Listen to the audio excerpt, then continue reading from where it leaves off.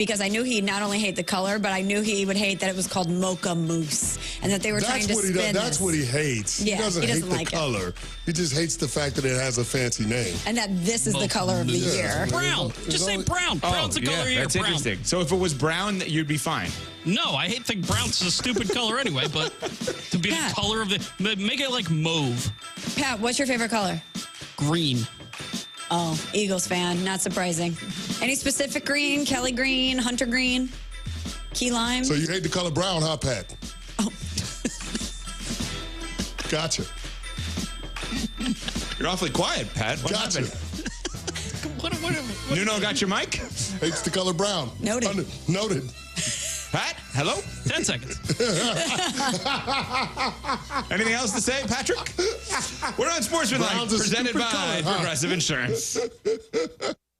Hey, folks, when it comes to Christmas trees, don't get played by foreign plastic. Just like you wouldn't replace a prize QB with a mannequin. Don't replace American Farm Fresh trees with fake foreign plastic. These farm families are the MVPs of Christmas, growing champions right here on American soil. They're not sitting on the bench. They're out there every day growing real Christmas traditions. Make the winning choice, Farm Fresh Christmas trees, not foreign plastic that pollutes. Visit GetRealKeepItReal.com to find your local farm MVP.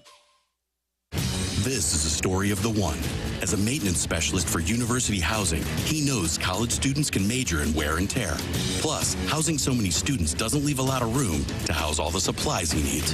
That's where Grainger comes in. With over 1 million industrial-grade products and fast, dependable delivery, Grainger carries the quality products he needs so he doesn't have to. From a new door hinge to a whole new faucet. Call, click Grainger.com, or just stop by. Grainger, for the ones who get it done.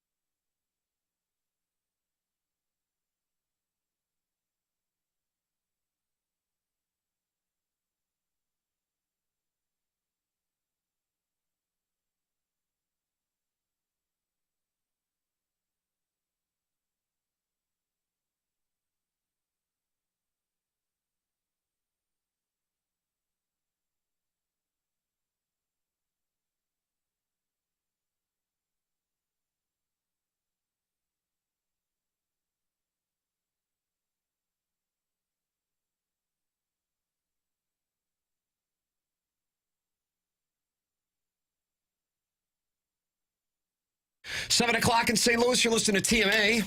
This is 101 ESPN. The program's presented to you by Brown and Crouppen. Welcome to the Munganess, St. Louis Acura, Munganess, Burkhardt, Alton, Toyota.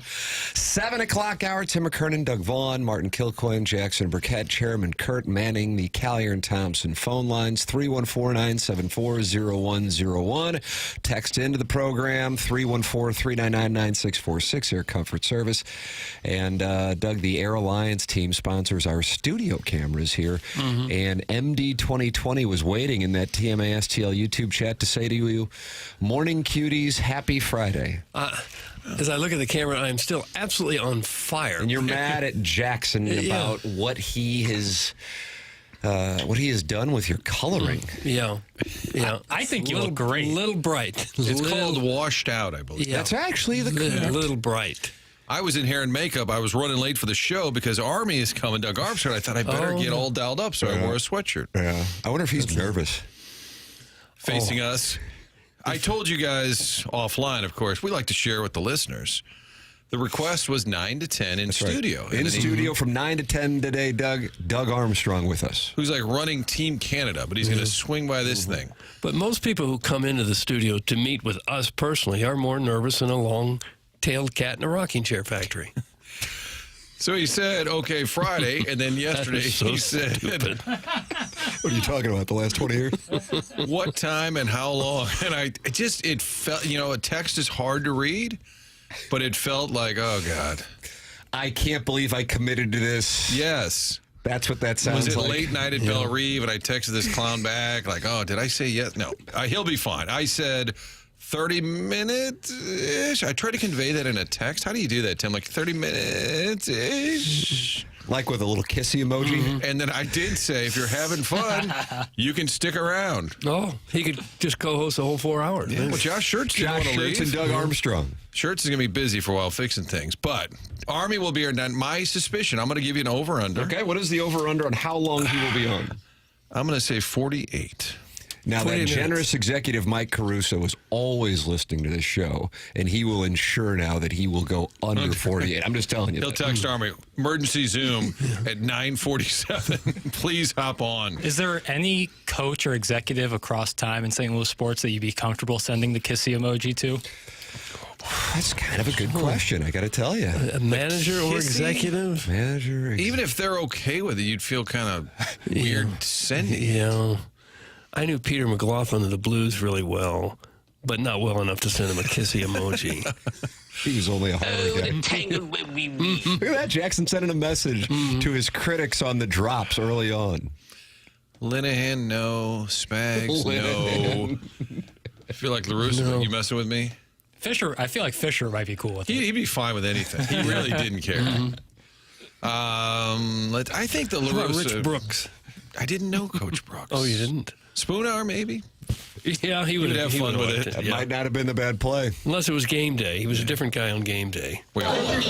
He was all serious on games day. It needs to be noted once again, Martin, I know you had the onboarding process continuing when Robert Thomas joined us on the program, but in the TMA group chat last night, you made the observation that now Robert Thomas has scored on both of his last days appearing on this presentation. Last week, it was against the Devils when Jackson texted him at 6:15 in the morning. And yesterday, he was on at 10:15 with us, and he gets a goal in the Blues victory. Doug, there is a TMA bump? Oh, I would think. A goal and 2 assists. Thank you. How do you do? Including one on the game winner. That's right, Colton Parayko. I think there's a Tomer TMA thing going on. Yeah, there's a relationship building. It feels like we've helped lift his game, much like Monty has lifted the team. We've individually lifted Tomer. Do you think he's Dylan going to feel that Holloway, way? the team has 9 to 10 points ever since he, what did he say, Jackson? What is it?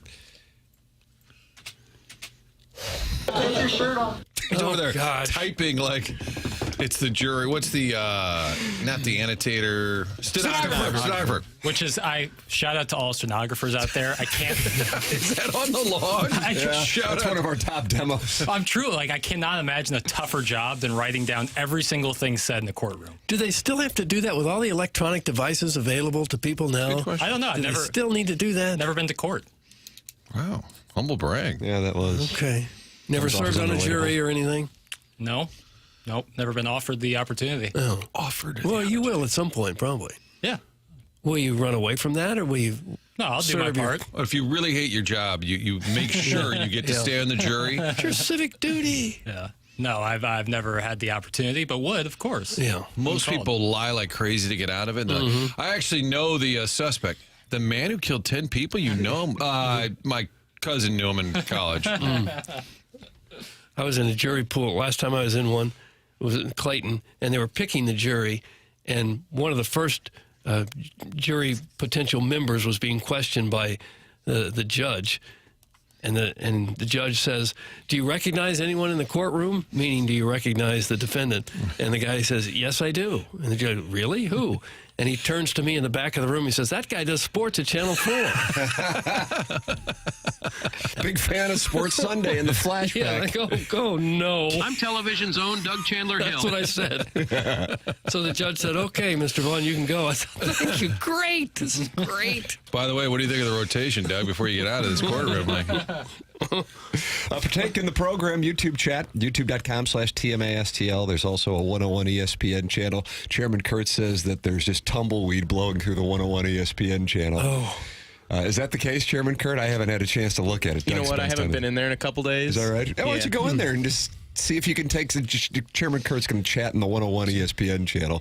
The TMAS channel is where the kids are right now. And, of course, you can call in 314-974-0101. Text in Air Comfort Service. Text line 314-399-9646. Here is Jackson Burkett's dossier for Friday, December 6th, 2024 on The Morning After, a program presented to you by Brown and Krubin. Sadie Hawkins, dealer's choice. Do you lead with Blues and Flames or Cardinals news? That's what the opening segment says, Martin. is there Cardinals news? Yeah, I must have missed it. The Athletic put out what this show reported the other day is that Ryan Helsley likely to stick around. I'm sorry. You need news. Here's where you go. We are where the news is. That's right. Jackie? That's right. Thanks, buddy. Promo. But nobody's touched the Benji Molina comments. You notice that? Because it was another outlet? I don't know. I don't know if There that could game be still Yachty goes fatigue, on. I think. Yachty fatigue? Like a year ago, we did this whole thing where he was going to come back. Then when he didn't come back, I do think media-wise, there's a little, oh, yeah, we get it. He Is wants that to- right? I think so. Yeah, okay. I could be wrong. Or it could be it wasn't I don't there. know. I feel like Yachty or Molina's like, you can't go wrong writing about or talking about Yachty or Molina. But had whatever. football. I don't know. I wouldn't call myself locked in on the comings and goings and goings and comings. So the Cardinals news is what, Jackson? Just that John Mozeliak had some interesting comments about the status of Ryan Helsley and his future with the Cardinals. Yeah, he told Katie Woo, Doug? Woo, woo, Or did he woo, tell Katie Woo. Or was it Rosenthal? And then Katie tweet. I don't know. I believe The it's Athletic. told The Athletic. That's what the article, I believe, said. And for the record on that, let's see, Katie Woo said, news from Ken on Ryan Strode. Helsley. Could have been Iggy. Hey, News pal, from what's the Ken. deal with Hells? Going to keep him around? News from Ken on Ryan Helsley, who was projected at the start of the offseason to be a top trade candidate. Now, not so fast. Quote, it's something we will always remain open-minded to, but our plan is to have Helsley be part of our organization. That's from John Mozeliak to Ken Rosenthal. Jackson calls my Twitter account a GIF depot. Correct. And I was able to find an all-in GIF, not the Michael Cera all-in GIF. And what film is that from, Jackson? The Michael Cera. Juno? Was that Juno? I think no- it would it's the be only one I can think Superbad. of. I'm thinking Superbad. Yeah, I think you might be right. Hold on. And I just Yeah, Tim, you just immediately hold on. I took my chips, and of course I have lots of chips. Oh, being that's from South St. I'm Louis. sorry. That's Molly's game. Oh, is that right? Yeah, Really? because he plays Player X. That's his role, Player X. Idris Elba. Would you sleep with him? Text in Yes. 314. Wow. I beg your pardon? Quick answer. Kind of as quick as my response to, it's something we will always remain open-minded to, but our plan is to have Helsley be part of our organization. And I just take the chips and I go, oh, God, call. What else would you expect him to say? Right. As you're we're trying desperate to trade him. Yeah. You know, that's You know, he has to say that. yeah, especially on the threshold of the winter meetings. So if anybody's interested in that wager, I am taking him. My Venmo is active. You're saying he will be traded? That's right. Okay. Yeah. This is the day to talk to Mo because he's ringing the bell, Salvation Army. It's one of my favorite days of the year because the newsrooms will always go, not a sports person. The local newsroom will send a camera to get the Cardinal executives are ringing the bell, which is a great thing. They'll be at the Salvation Army all day at Richmond Heights. But the photographer always comes back, yeah, I got a couple of sound bites. You're like, oh, okay. Probably didn't think it was a place to do it. Ringing the bell, raising money, but sure. And it's ding, ding, ding, ding. We think, yeah, ding, ding, ding. Well, hell's it? Like, you can't really hear the soundbite, but we get it every year about this time. So I'm looking forward to that later tonight. The bells are ringing, and maybe we'll have more insight on Hell's Bells. Oh, nice. Very. Somebody's a writer. 26 degrees in St. Louis here on a Friday And morning. what is it in the studio? Colder? Oh, my God. You weren't here when we walked in. Holy crap. Unbelievable. It had to have a 5 in front of it. I think this Jackson comes in here, and it's hotter than hell overnight, and he just blasts it down. And then we come in, and it's like in the 50s. And then I have to make the correction. Oftentimes that is the case, but you should feel how hot it is when I get in here. And you feel like Marsh does that to send a message to you that he wants to snuggle? Yeah, try to smoke us out, you know. Oh, like squirrels in a garage? Yeah. Gerbils in a tube? No. Yes. You're the All one of the who brought it above. up. It's only 17 degrees outside right now. That's what I got on my phone here. Well, speaking of Marsh, Marsh's burner texting in, that quote tells me Helsley will be gone by the new year. Yeah. Marsh's burner and I are on the same page. Well, have you ever heard a GM say, yeah, we're going to trade this guy? Right, because you count on lose your that. leverage. Anybody Yep. who goes public talking about a failing business or wanting to trade somebody isn't necessarily the most astute business person, with all due respect, I say, of course. So, 'Cause for you wouldn't want to say example- without due respect. So I'm going to give due respect. So, for example, if you signed somebody to $85 million, you wouldn't say publicly that he's not a very good catcher. Yes, and then move him to DH. Yeah. Okay. But I'm saying maybe there's a pattern of just putting it out there. And you're like, well, I wouldn't put it out there. News from Ken. So does that mean he will be traded at the winter meetings next week? Martin, you want to give a percentage? I'm saying no. I say no. So you believe this? I do believe this. Wow.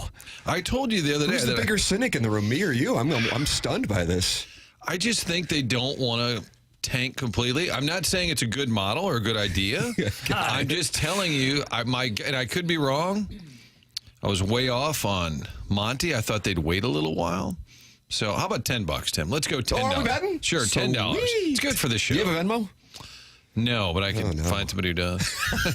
Jackson's got a lot of transactions. Jackson, can I heading my give way you over there. 10 and then you give He it actually to him? embargoed with himself. Like he called 1-800-BETS off to stop betting with me. Oh yeah, it's self-discipline is the main. Couldn't you just hand each other a $10 bill? I don't carry cash. Who carries cash? I do. I've got a lot of friends. I'm like, are you wanted by the government? They just have stacks. They go, I use cash for everything. Is that right? What happens like if you lose your wallet? Now you're out all that money. Well, I mean, this has been a problem in the United States for years, but now younger people are just Venmo, Cash App, Bitcoin. A lot of people that Bitcoin's going off. Yeah, a lot of people too. A lot of people I know don't even have wallets. They have like a clip, a little thing on the back of their phone to hold their cards, and that's it because they don't carry cash. Wow, is the wallet industry hurting? That's interesting. Big wallet can't be happy. I never liked spending money on a wallet because it felt like trading the bullets for the gun. You know, like I have to spend money that I'd put in the wallet to buy the wallet. It's just felt like a paradox. But have you ever heard that, Doug? Trading bullets for the gun? Yes. I get what you're saying, but I've never heard that. No. Huh. You're very folksy.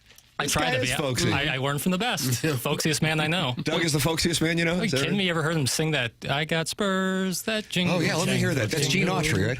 I've got spurs that jingle, jangle, jingle, as I go riding merrily along. Wonderful. Kidding me? That's the folksiest thing I've ever heard. Is it really? Woody Guthrie over here.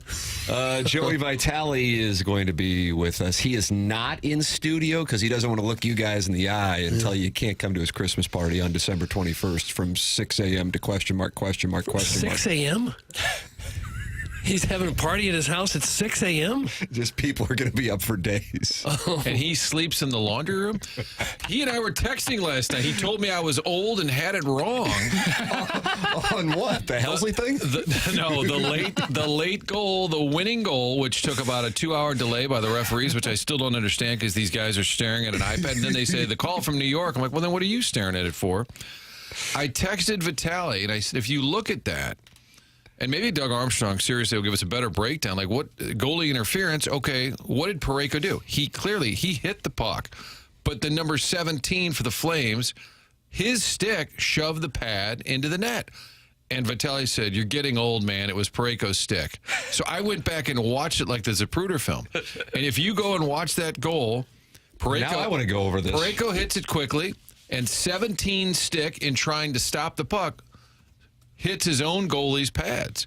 So I said, how can it be interference if it's their guy pushing the goalie's pads? And your Christmas buddy said, "You're getting old, man." And then I went back and looked at it like another 30 times. So what have you come to the conclusion of? That I'm right. He's really wrong. You think he'll issue an apology at 8:15? And he's the one that wears glasses. So how's it feel to have reached the age where the put down is, well, you're getting old. Getting old. Your opinion doesn't matter anymore because you're older than me. Yeah. Well, Joey Vitale and Martin will debate this. CBC on CBC Crime at 8:15. So you're out. You are having your own party now. Yeah, Doug and Jackson are going to. Oh yeah. If we were invited, you didn't get invited. we wouldn't noticed go. that you didn't get invited. I was hoping to be your +1. Tell my wife I'm taking Kurt. Jackie, let's go to an art house that day. Ooh, I'm in. And then Doug Armstrong in studio from 9 to 10. The Colonel will probably text me around 8:30 and go, "Hey, am I on your radio show today?" But yes, the answer is yes. It's the plan, yeah. The college football playoff weekend, anticlimactic college football playoff weekend. I bet I'm over/under on 1.5 games being entertaining. What's the metric? Entertaining, I guess, is subjective. It is a fair question. But it's kind of where I'm at. Like, I don't see a world where Georgia, Texas is very entertaining. Because you think they're just going to not why get a guy hurt before the CFP when you're both pretty much in? I mean, maybe if Georgia got smoked, maybe, but that would again be like, what are we doing here? Will there be conference championship games in 5 years? I'll say yes. It's another so game much where money. they can make money. I Yeah. know, but I don't know. They got to do something to. I think that the conferences or something along those lines will change before conference championship games just being eliminated. So taking away inventory seems like something that all sports in America don't want to do. Never subtract from the top line. If that is your proposition, you, my friend, have a non-starter. No. He said it, took the words right out of my mouth. Did he really? Okay. It's verbatim. During COVID, bag of chips all of a sudden just cost $3. You think that'll go backwards? Hell no. All of a sudden people we'll willing just- to pay it? What are we going to do? Reduce margins around here? Yeah. I'm telling you. Housing prices, same thing. They skyrocketed. The guy who paid $800,000 for that house is not going to accept $600,000 5 years down the road. All right, I'll give you $1.3 million. That's my last offer. I don't care if Zillow says 600. I'll give you $1.4 million. That's a hell of a negotiation. So all of that is to come on the program. You can email in for the Design, Air, Heating, and Cooling email today, the morning after at InsideSTL.com. So McKernan, Doug Vaughn, Martin Kilcoyne, Jackson Burkett, Chairman Kurt, manning the Callier and Thompson phone lines on a Friday here on TMA, presented to you by Brown and Crouppen on 101 ESPN and the TMA STL YouTube channel.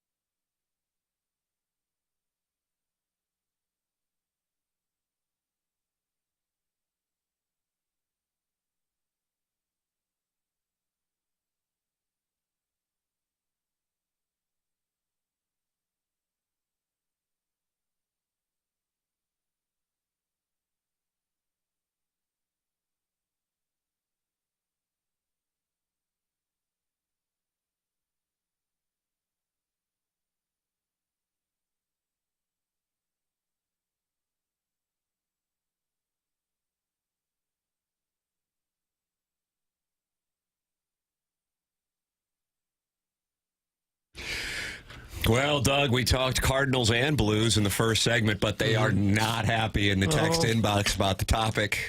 What's the beef? Jimerson all-time slew score, but sure, talk Mizzou more. That's from the 314. Oh. Did we talk Missouri at all, honestly? I don't even think for a second.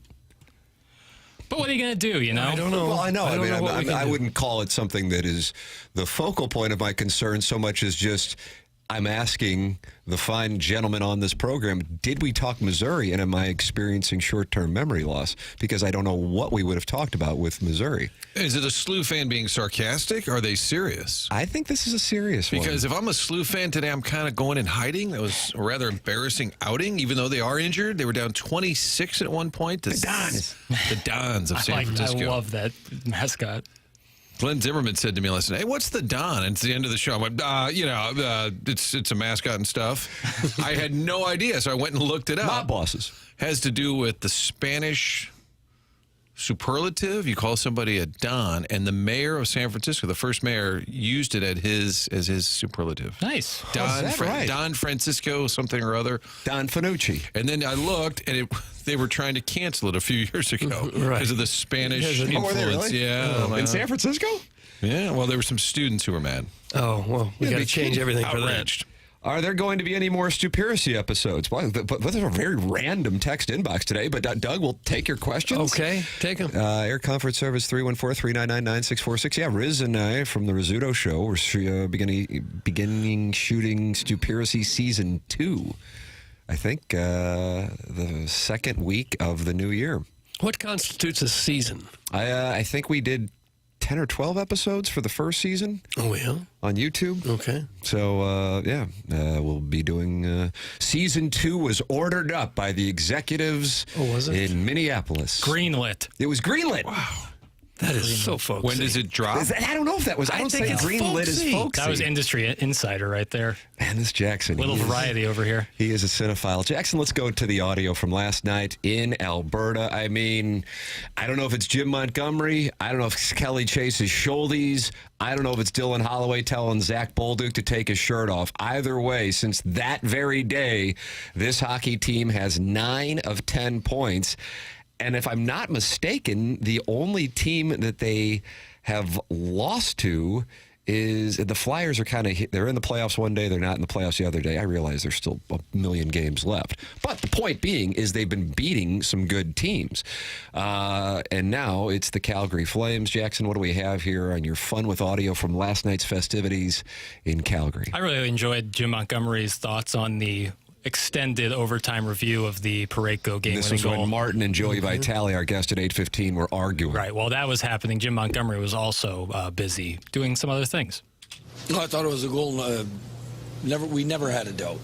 Puck was loose. He hit the puck first. It's a hockey play. I was actually surprised it took as long as it did. I never came back out. I stayed in there, eating pizza, having a water. I was sitting back there. We were very confident. We've watched... I can't say we, because I was not involved, but our 2 video coaches and David Alexander watched 6 goals like that this morning, and all of them were ruled goals. Why would they have watched those 6 goals? Exactly what I was thinking. I was focused on the pizza, and I was curious what kind of pizza they were enjoying in Calgary. The obvious follow-up. Thank you. And then, why would they be watching 6 goals like that? I don't know. Just crushing tape. Just absolute grinders. I like Matthew DeFranks from the Post who put out the quote from Monty. Then later he said Monty clarified he wasn't really eating pizza. I think it was just a line. But the quote, I think people are like, oh, wow, he's eating. And then Monty said, I wasn't really. So if I don't have a piece of audio that someone calls for, can I just say oh, sorry, I was eating pizza? We'll understand what you mean, baby. Good stuff. Hey, where's that drop, Jackson? Sorry, having a pie. That's when you need Calvin on the road. We need him with Monty. What kind of pizza was it? Just get to the bottom of things. Blues win. You think it was hot pizza or pizza that was left over from the pregame? It wasn't pizza. Oh. Okay. He wasn't. I like to be whimsical and think. So the Blues have outscored their opponents 18-9 since Monty arrived. 4-0-1. That loss column has been frozen at 12. This is huge. And Edmonton awaits, Doug. They are next. And if you look at the wild card standings, which Jackson studies in the morning, a couple of teams that are right there are Calgary and Edmonton. Just so happens the teams you're playing. I can't wait to read. Honestly, I'm going to go and find the Edmonton insiders and see what they're saying in advance of the game, with Broberg and Holloway coming back being key components to a Blues team that might run them down. It's way early to talk playoff positioning, but I think at Edmonton, they've got to be furious. How did you let this happen? Well, was it Jamie Rivers who said this week that whoever allowed that to happen should never be allowed to make another move in hockey? Yeah, he said that on Wednesday. It was a salary cap issue for them, though, wasn't it? That's correct. Yeah. They're not just complete stooges. They ran out of money. The Oilers, for the record, sit at 30 points, and the Blues opponent following. The Canucks sit at 30 points. The Flames do pick up the point last night, but the Blues get 2, and they sit at 31 points. If you recall, going into this trip, the thought process was, if you can just hold serve and pick up 4 points, it'd be great. Well, guess what, Doug? Free rolling now. Free rolling now. Free money. I'm just trying to figure out the Vaughn index for the Blues right now. It's a lot more complicated in hockey than it is in baseball. Yeah. Right now, I've got them. They won last night, so they're right at 28. The Vaughn index is a 28. Now, Martin, if you take a look at the standings, you will notice that the Blues have 28 points. So some people are critical of Doug's Vaughn index because they see it as just the team's point total. Well, Doug, could you tell me where do you have the Canucks in the Vaughn standings? I'd be curious to hear that. I'd have to run the numbers. Well, they'll see Vancouver next week, so I'm curious if that's a good matchup. What's their home record? Do you have that? I got them at 3-5-3, but boy, they're pretty good away. 10-2-1. Oh, are they? Okay. They'd be a 30. Oh, okay. You see, Martin, you see why people are skeptical of this thing? Well, it takes a while because of the metric system, right? You got to do some conversions. I use a slide rule sometimes, and it's not as fast as a computer. Right, I get that. Abacus and such. It's more folksy. 2 of the top 3 stars last night were Calgary players. Producer Dave yelled at the TV. He was unhappy about that? He said, hometown vote. Oh, I'm sure it is. Benner had 36 saves. Robert Thomas was all over the place. Parayko gets the game winner. And I think Parayko was the number 1 star. I think Robert Thomas is going to have to start buying into the TMA bump. I mean, every time he's on the show, he scores a goal. Would you even do the 3 stars of the game if they were all members of the opposing team, the visiting team? Would you even bother with it? Shot at the Blues Capitals 8-1 experience a month ago. I think that the Flames sweaters deserved a star last night. Oh, wow. Oh, I think that, Doug. What's that? Those Flame sweaters are outstanding. I love the logo. They literally look now, like... if you look in the stands, and I'm sure you were watching the game last night. No. Okay. If you look in the stands, more of the fans, and they all do wear sweaters, I feel like, in that building. That Isn't that last amazing? night. But they wear the black C more often than you see the white C, which is what they were wearing last night, and I think is what they were wearing in the series with the Blues when they had the Monday Night Miracle. And Jackson, you, of course, know about the Monday Night Miracle. No. There's some tournament that's named after the guy who scored it. Wickenheiser. Oh, there it is. Wickenheiser. I was close. I was the Martin, Flames. are you selling stock on your In his defense, a lot of this stuff predates him. It could have happened yesterday. I probably wouldn't have known. Shouldn't have said that.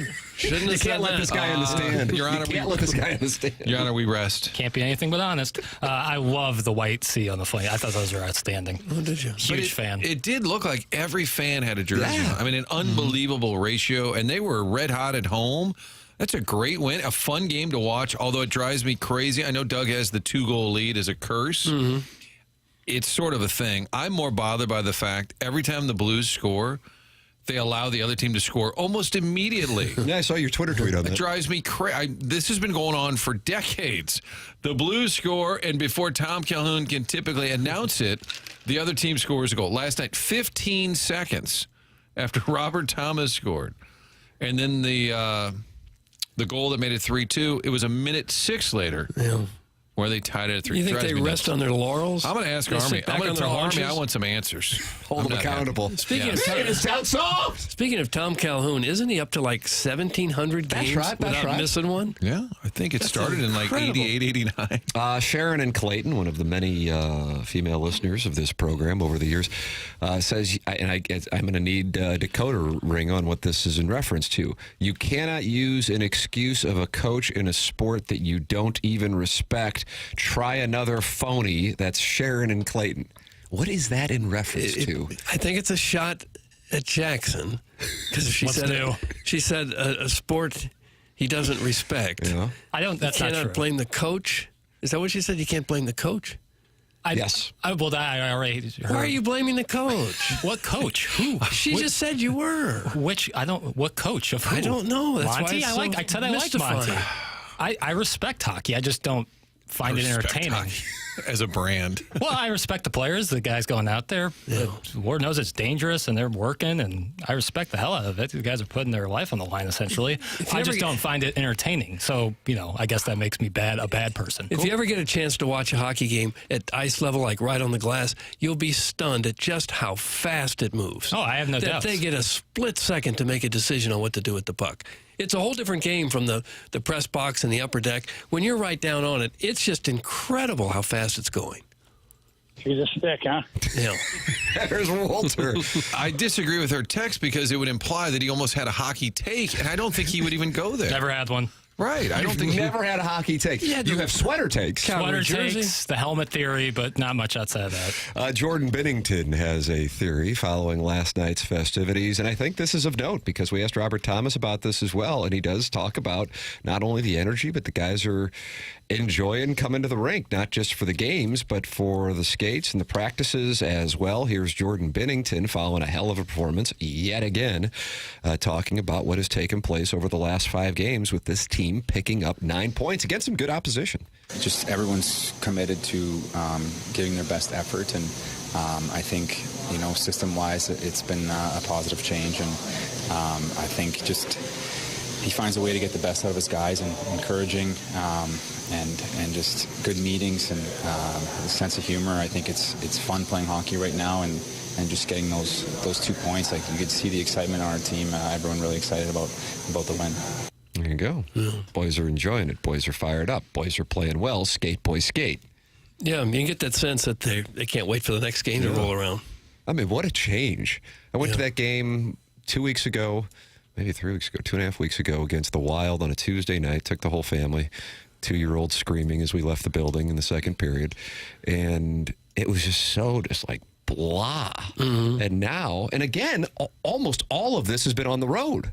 Yeah. They lost the one game they had at home, and against the Rangers and against the Devils, and then going out and taking on good teams as they go through Western Canada, Winnipeg, Calgary tomorrow night, Edmonton, and then wrapping it up against Vancouver. It's just a different operation.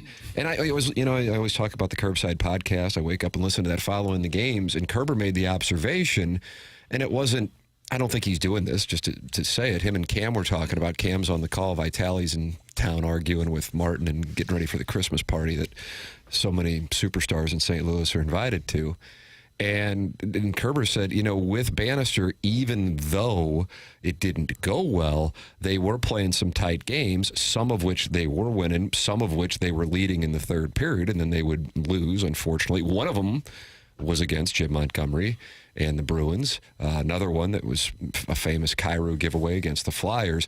Point being, the team was lurking. Now, I think they've got more one-goal wins than anybody in the league, if I'm not mistaken, and obviously last night was another one.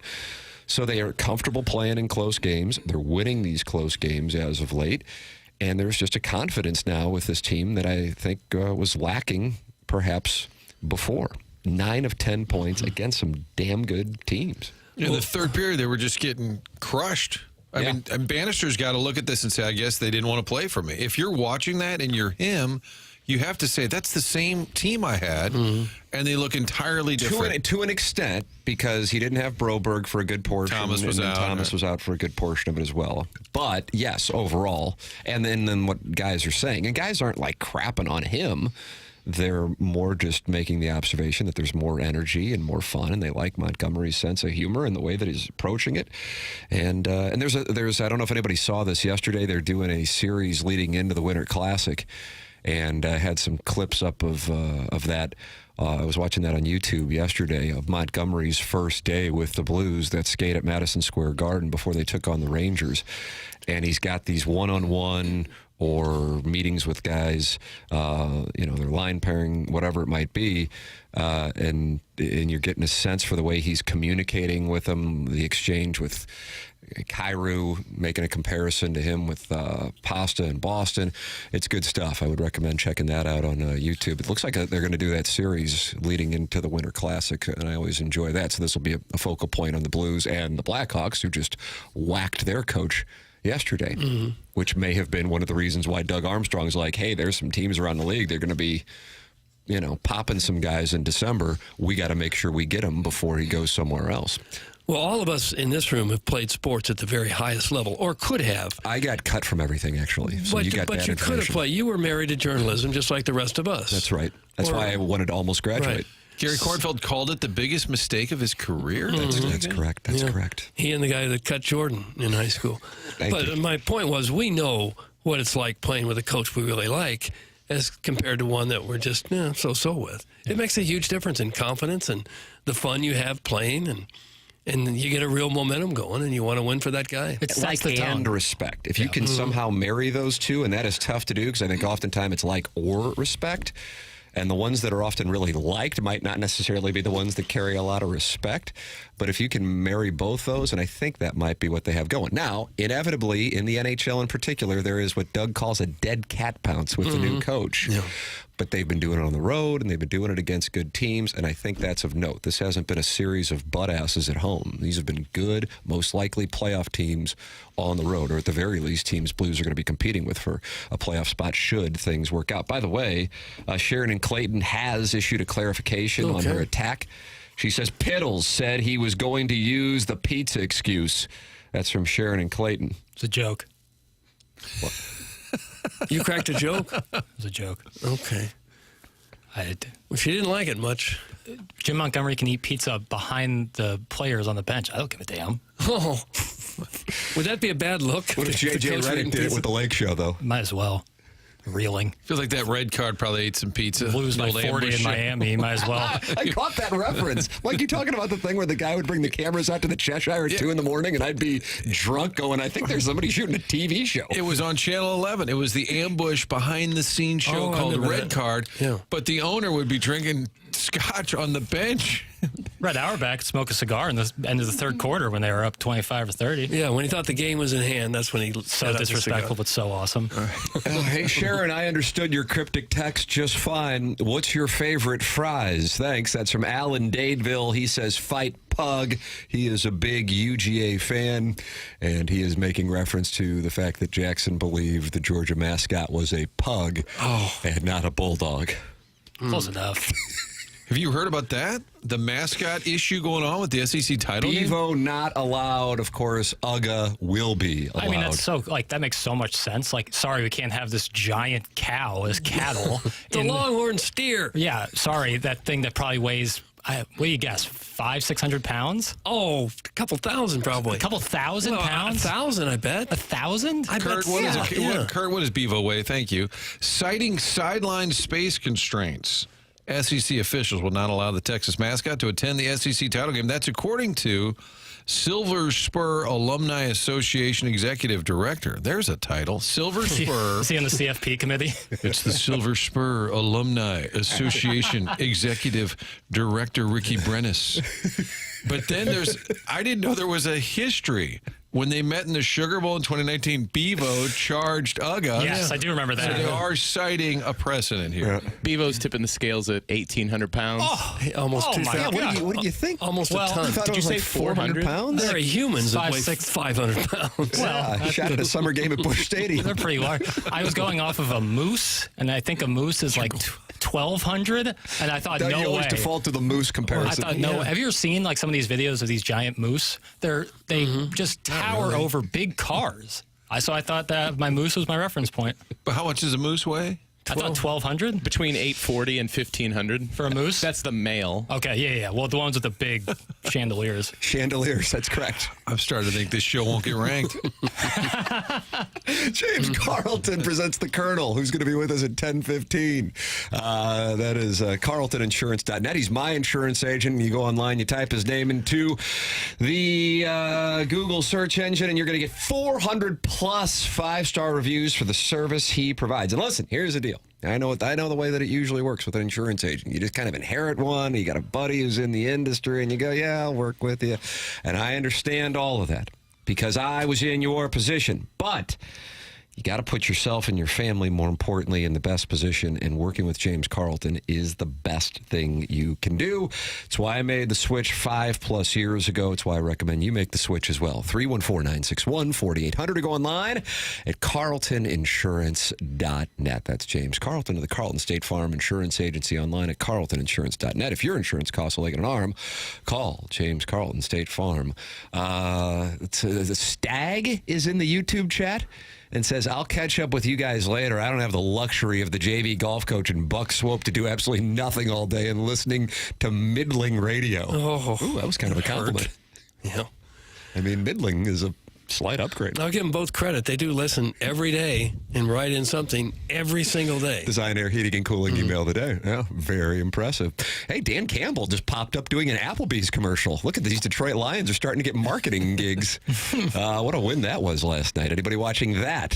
Just the beginning. We had it on at the 2-5. It was a fun game. A hell of a 5 game. lead change. I was more impressed at the Packers. I mean, Detroit, we knew they were the best team, arguably. Sorry, Chiefs.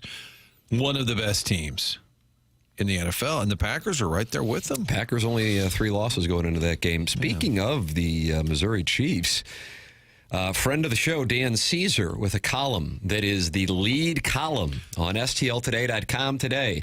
Have the Kansas City Chiefs really surpassed the Cardinals in St. Louis popularity? Oh, no. And he presents data. Oh, no. We'll have that for you on the other side of the break. This is TMA on 101 ESPN.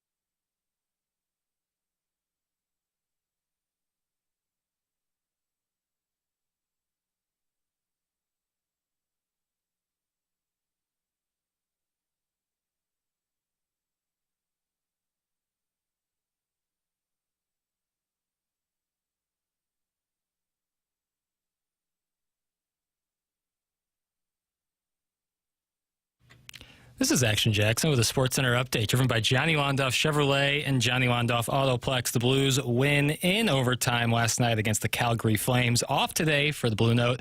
Back in action tomorrow night as they take on the Oilers. You can catch that game right here on the home of the Blues, 101 ESPN pregame at 8 p.m. Late puck drop there at 9 p.m. That was another SportsCenter update driven by Johnny Londoff Chevrolet and Johnny Londoff Autoplex. SignalLondoff.com. Chevy. Together we drive. Are you kidding me?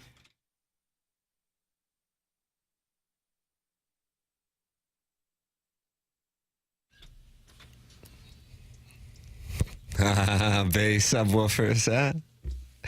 No, why do you have to say it in that kind of accent? Because when I'm cruising Francis Park, that's what I say to my partners. You say subwoofers, and that's attractive to the ladies, is that it? No. Tim can probably attest. Subwoofers, I'll try that. Yeah, give it a run. Ladies and gentlemen, the program's The Morning After, and it's presented by Brown & Crouppen, Munganess, St. Louis Acura, Munganess, Burkhardt, Alton Toyota. 7 o'clock hour, Joey Vitale and Martin are going to argue about the final goal in the Blues win last night at 8:15. Doug Armstrong in studio for the 9 o'clock hour. How about that? Mm-hmm. And the Colonel Gabriel P.D. Armand on the college football playoff weekend at 10:15. Design, Air, Heating, and Cooling email of the day at 10:45. You're welcome to call in at any time. 314-974-0101. That's the Collier and Thompson phone lines. And then save the Air Comfort Service text line in your phone to participate in the program anytime you'd like. 314-399-9646. 314-399-9646. And then the YouTube chat is active as the day is long. Stag is in there talking it over, and I like that. Stag is in there. YouTube.com/TMASTL. And I read from the St. Louis Post-Dispatch. Have the Kansas City Chiefs eclipsed the Cardinals in terms of popularity in St. Louis?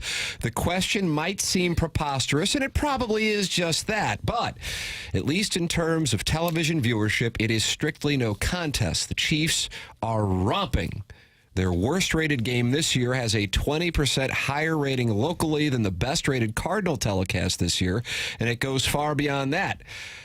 Kansas City not only routs the Redbirds in terms of TV ratings, it again is dominating all of the television market after the Chiefs were involved in the 7 most watched programs appearing on St. Louis TV in the year that ran from their 2023 Super Bowl victory to their repeat performance this year.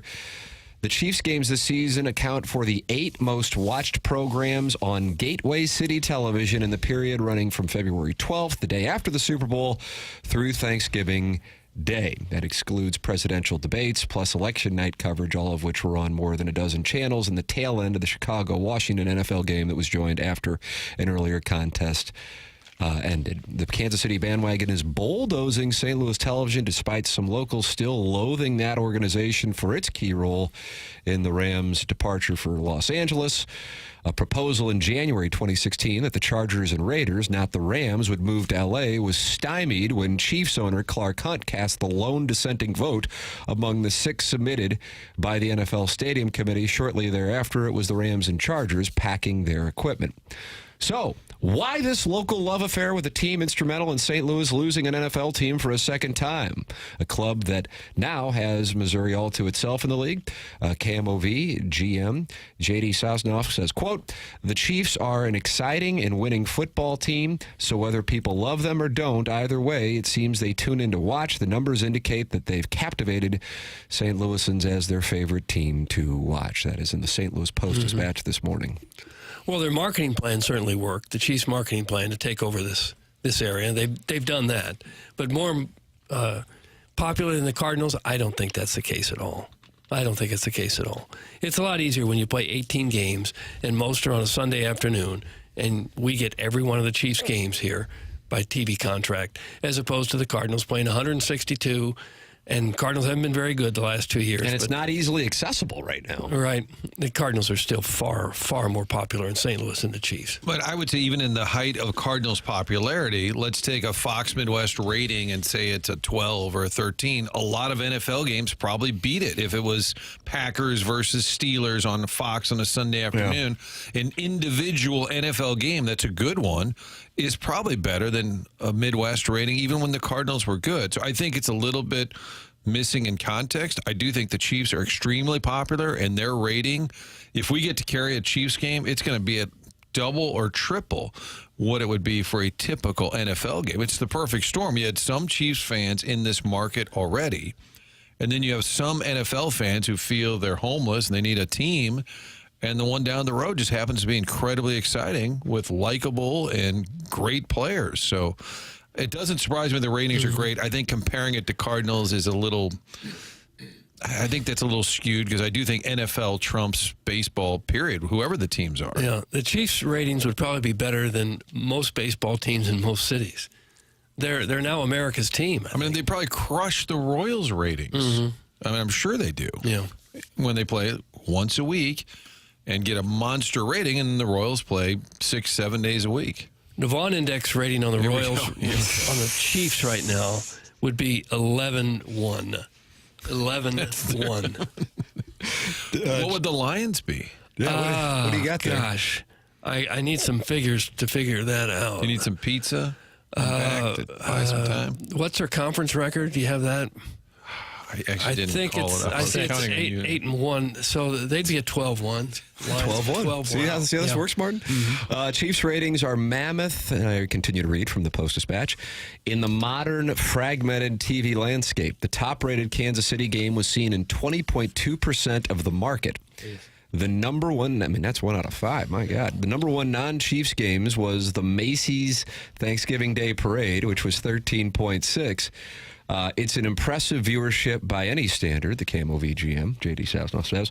It's become destination viewing in our market. To put the Chiefs' St. Louis viewership figures in perspective, the Cardinals' top-rated game this season was 9.4, and that was for a novelty act, their contest against San Francisco at Rickwood Field in Birmingham, that served as a tribute to the memory of the Negro Leagues.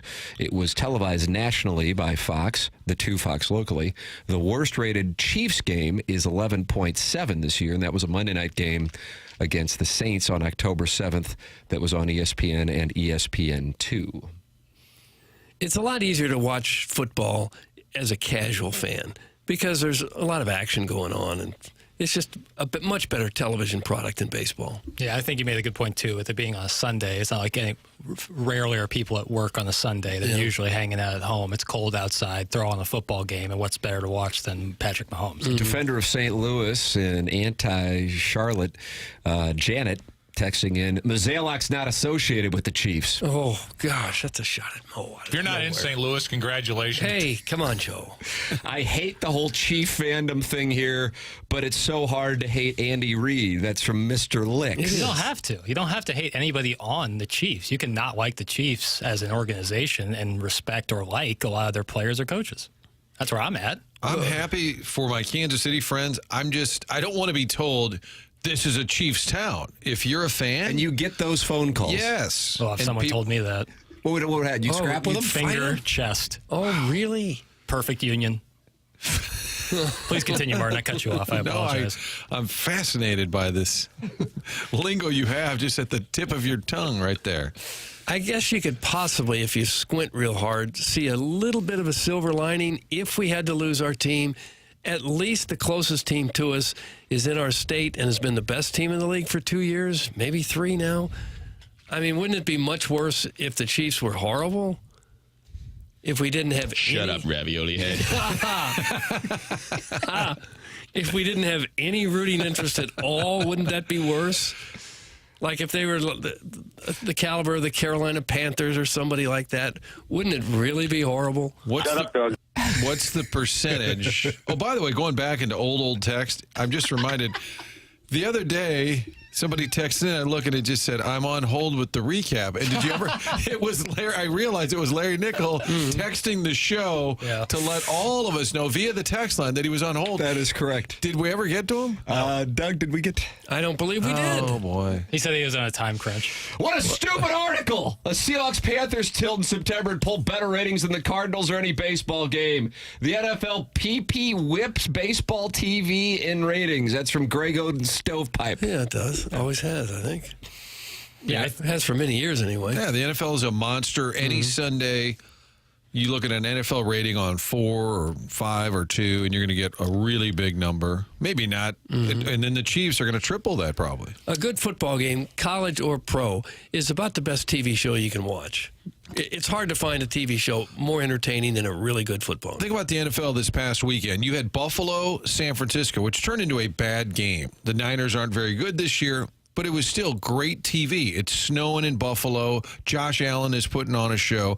So it wasn't a great game, but it was still unbelievable TV. And then the next night, the Monday night game, you had the great back and forth. It was the Monday night. Why am I forgetting this? But it was a great game. Who played on Monday night this week? Oh, the Browns and Broncos. A couple of teams that really don't like each other. A bad match. So you had a great matchup on Sunday, bad game, still incredibly watchable. Monday night, you had a bad matchup on paper. Who cares about the Browns and Broncos?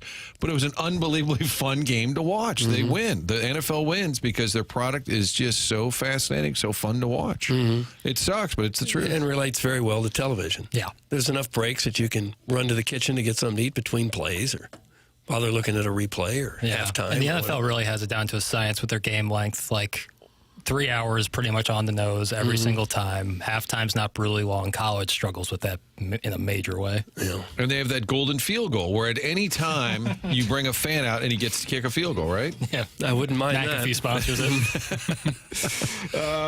Since the NFL did what they did, I haven't watched the NFL. It's been refreshing not to be tied to it, really. That's from the 618. Do you think there are people who haven't watched an NFL game in essentially a decade? It's hard to do.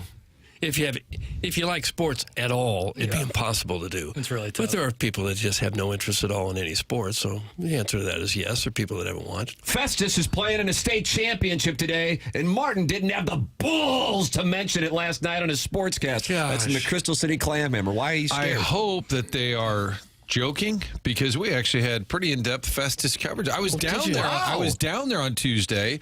It is an interesting story. First of all, we ran clips on Tuesday, and again last night we had the center, we had the safety, we had the coach. AJ Ofadale played at Mizzou. Oh, yeah. And now he's going back there coaching a team. He was at Columbia Rockbridge for like 13, 14 years, and he was with Barry Odom. That's inaccurate. We had Festus coverage last night because one of the kids, I love the soundbite. I said, it's kind of fun with high school kids because you never know what they'll say. They're not used to being on camera. And I said, give me an idea. How excited is the town? And this kid goes, yeah, man, I was eating dinner the other night at this place. This lady came over and said, do you play football? And I said, yes, ma'am. She said, I'm paying for your dinner. I'm like, that's the move in Festus. That's like Varsity Blues. Yeah.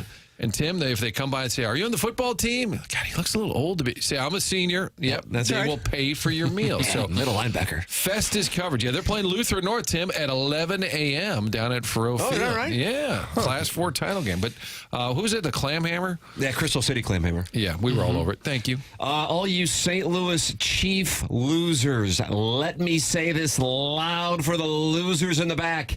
Kansas City people hate St. Louis. We are simping for them hard. That's from Milagro Tequila Listener of the Month, June 2023. Caller Buzz. Okay. Well, They're not losers. That may be true, but we still just like to watch football.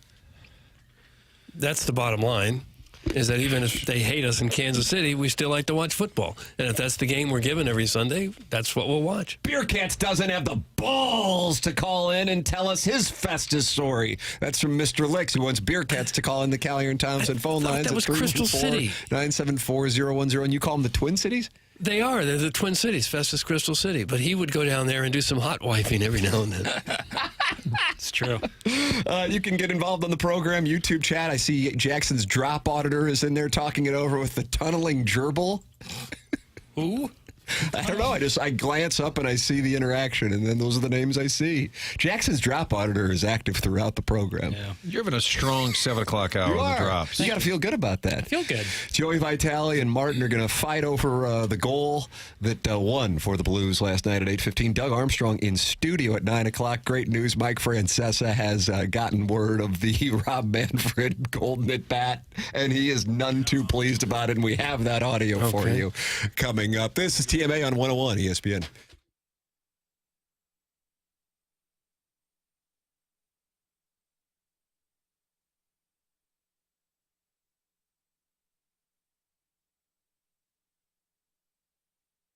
Tim McKernan here with you to talk a little bit about aesthetic design and build, the company where I have been out to their showroom in Chesterfield Valley, and I was so impressed. They came to my house, and we talked about the possibility of doing a variety of things in our outdoor space. Check out their showroom in Chesterfield Valley, and you will see what Dan and his team have to offer, ranging from doing a full-on custom deck, adding a pergola, or even to shade your covered patio with retractable screens. They have the answers for it all.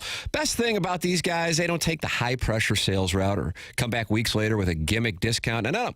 They encourage you to go out and do your research, and they're confident that once you compare the work that they do with what else is out there, you will see that aesthetic design and build is the better choice. They are online at aestheticdesignandbuild.com, or you can call 636-532-5008. It is aestheticdesignandbuild.com, and let them know I sent you their way.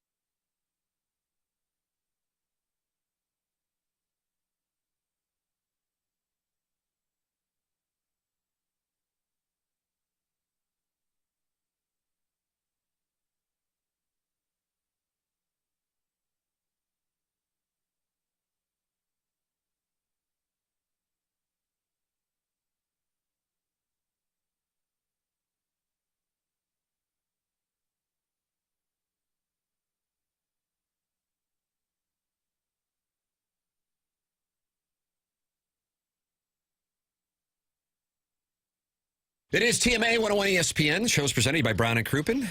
Munganess, St. Louis Acura, Munganess, Burkhardt, Alton Toyota, sponsor of our 7 o'clock hour. Fisher Window and Door Store, sponsor of the 8 o'clock hour. Chairman Kurt standing by to put you on the air. Collier and Thompson phone lines, 314-974-0101.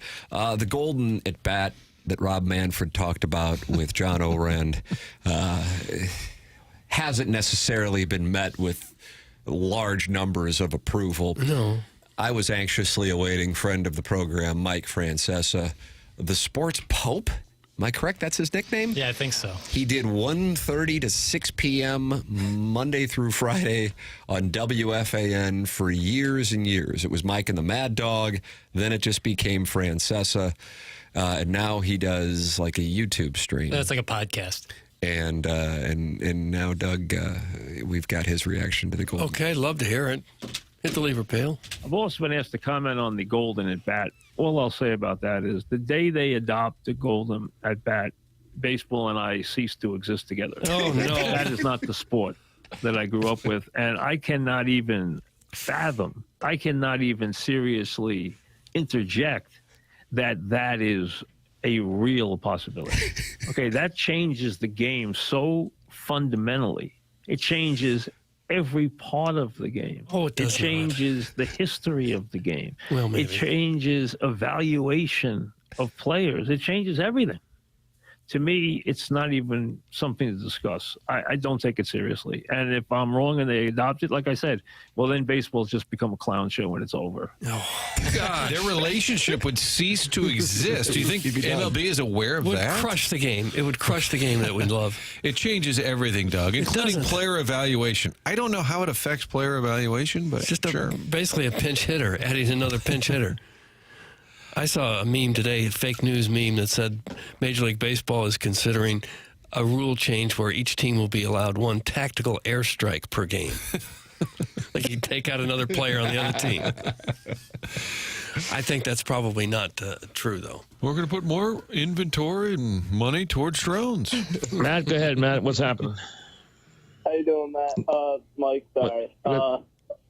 What are your thoughts on Saquon Barkley maybe switching to offensive line because their struggles? You know what? Listen, you know what? I forgot you're off today. You're not in school, so I start the day with a child with a dumb call to start the day. What's the second one? Sorry to waste everybody's time with that. He is when you hated their first one, you go, okay, what else do you got? What else do you got? Can I give you my starting lineup? No. He's been around long enough. He really has no patience at all for the clowns. I want to know why his show started at 1:30. I know. Yeah, the 1:30 time slot. We either do 1 or we do 2. No, we're doing 1:30. We'll meet in the middle. They wouldn't change the break, so he said, that's fine. I'll just start at 1:30. That's it. Jackie's having a huge day. You are, Jackson. I think you're answering Jackson's drop auditor or whatever the hell it is in the YouTube chat. Yeah. I'd be curious. I want to see, is that Powder or is that Michelangelo's David? Because it kind of looks like Michelangelo. The avatar that is used in the YouTube chat, you can vote in the YouTube chat. It's youtube.com/TMASTL. We got big doings next Thursday, Doug. We got big doings on this program. You wanted to have an event where the listeners could sit on your lap. You got it. It wasn't my idea, really. Join the TMA crew at the all-new Hot Shots next Thursday night on Lindbergh for a TMA Christmas party that is Thursday, December 12th from 7 to 9 p.m., and it's featuring Santa Doug. Santa baby. Doug is going to be dressed up as Santa Claus and giving out presents every 10 minutes, and the presents include tickets to Post Malone and Jelly Roll, Kendrick Lamar and SZA, Jack White, Disturbed, Linkin Park, blues tickets, signed blues pucks, and more. Hot Shots is going to have a TMA holiday-themed menu. Please bring a new and unwrapped toy for Annie's Hope. Annie's Hope was the charity Jennings Randolph Jr., his longtime companion, Amy LaBelle, was associated with and works with now. And we ask that you bring a new and unwrapped toy for Annie's Hope. Come celebrate the holidays with us at the brand new Hot Shots on Lindbergh. This is December 12th, next Thursday, starting at 7 p.m., and get your picture taken with Santa, Doug. I wonder if a number of families will not go to the mall and get a picture with Santa Claus and rather just bring their kids to Hot Shots. I don't think so. This is not about pictures. This is about getting free tickets, isn't it? It's pictures. I think we're going to have a number of guys in their 20s and 30s who find you attractive and want to get a picture. No, I don't think that's the case at all. I think there's some fabulous prizes they're giving away. Better believe it. Yeah, that'll bring the crowd out. Are you more excited for Kendrick Lamar or SZA?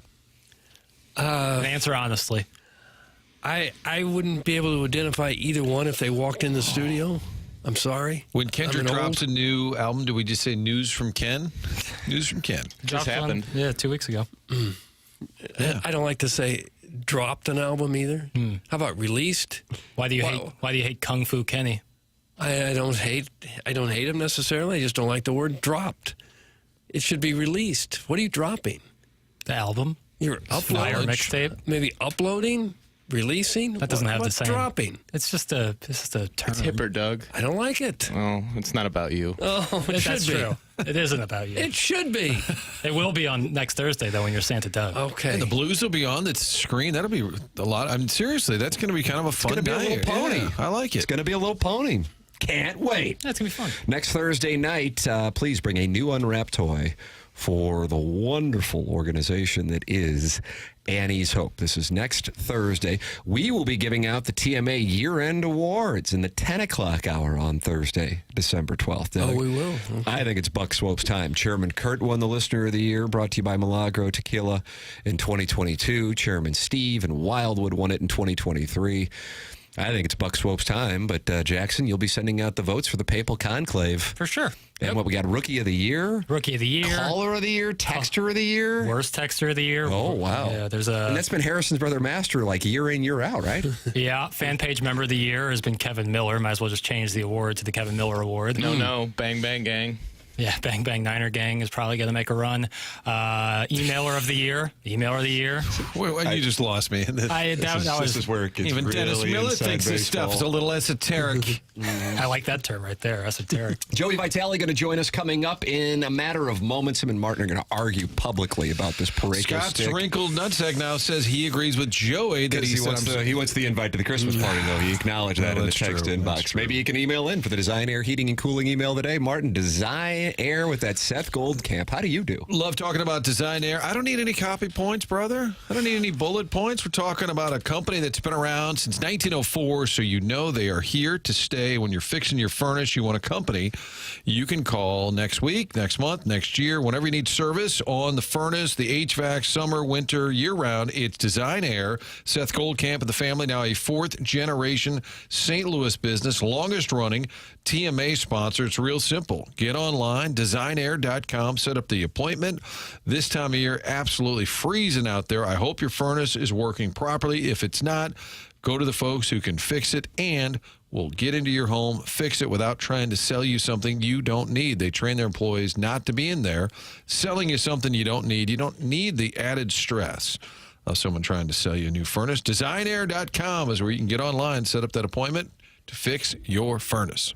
There it is, Design Air Heating and Cooling. You can send your emails in. That email of the day is brought to you by Design Air Heating and Cooling, and we finish off the program with it every day at 10:45. Coming up, Joey Vitale, next segment. Doug Armstrong in studio in our 9 o'clock hour. Looking forward to that conversation. Gabe DeArmond on the college football playoff and the conference championship weekend, which gets underway tonight with Barry Odom on the 2 Fox, right, Martin? We've got UNLV, Boise State, yeah. Do you have to work tonight? I do not. Nice. So you don't have to worry about what time that thing gets over. You still working Sundays? It's listed Sundays, Doug. That's where the eyeballs That's are. where the action is. I know. It's part of that NFL Sunday. It is true. All those years, the main anchor team would work on a Friday night, and it's like the lowest rated TV night. It So took then they moved them to Sunday because more people are just sitting at home on a Sunday night. So if you have a, quote, main team, you put them on Sunday night. I always thought the sports guys always work Sunday night. It was the big day. And I thought, well, if we've got all these Rams fans, watching all day, you get a big number. They finally figured it out. The entire business figured it out. It took them a little while. Yeah. So Martin is off today, so you don't have to worry about the Boise State UNLV game going to midnight tonight. And then we've got Marquette, Wisconsin, 12:30 tomorrow. Usually most of the main anchors had the clouded stations to say, I just don't want to work on Sunday. I want to be off on the weekends. And then But they that said there's a changed. guy down in Tulsa who cut off his left nut and work for $100K less and come up here, and That's he's more exactly than right. happy to work. So it's your choice now, Pistol Pete. But wouldn't you, That's what they called him, Pistol Pete? Wouldn't you rather? Come on, babe. Wouldn't you rather be off Friday night than Sunday? I think. I was thinking if I'm you, I would enjoy that. Oh my more. gosh! And then Sunday, there's nobody in the building. Yeah, that's the move. You're winning. You know what you're doing? You're winning, Martin. Thank you. Joey Vitale is going to determine whether or not you're winning because you boys are going to slap fight next here on TMA 101 ESPN.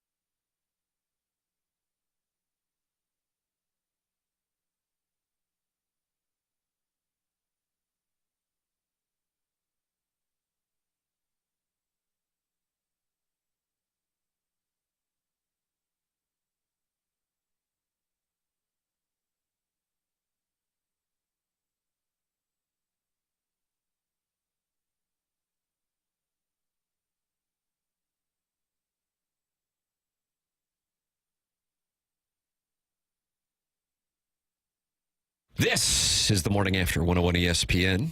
Tim McKernan, Doug Vaughn, Martin Kilcoyne, Jackson Burkett with you. Chairman Kurt manning the phone lines. Collier and Thompson sponsors those phone lines. And Doug, this is the one you wanted. Mm-hmm. I mean, yeah, we got Doug Armstrong in studio in the 9 o'clock hour, but we wanted to watch KDET on KDET Crime, and here it comes, Joey Vitale versus Martin Kilcoyne on 101 ESPN. They're rivals now? Yeah, they're arguing over goals. Are they? And Joey's calling Martin too old. Morning, Joey. Hey, boys. Good morning. How you doing today? I'm great. Doug's great. Martin's angry as all get out about the attacks last night that he's too old to see goals. Either too old or he needs to put that third glass of whiskey away at 11:30 at night. Wow, there's Italian on Irish crime right there. I picked up listen, on that. pal, I was at work last night, and I did have a mystery cup, but that's a different story. No, here's my contention, okay? Parayko hit the puck, but then 17 on Calgary with his stick shoved his goalie's pads into the net.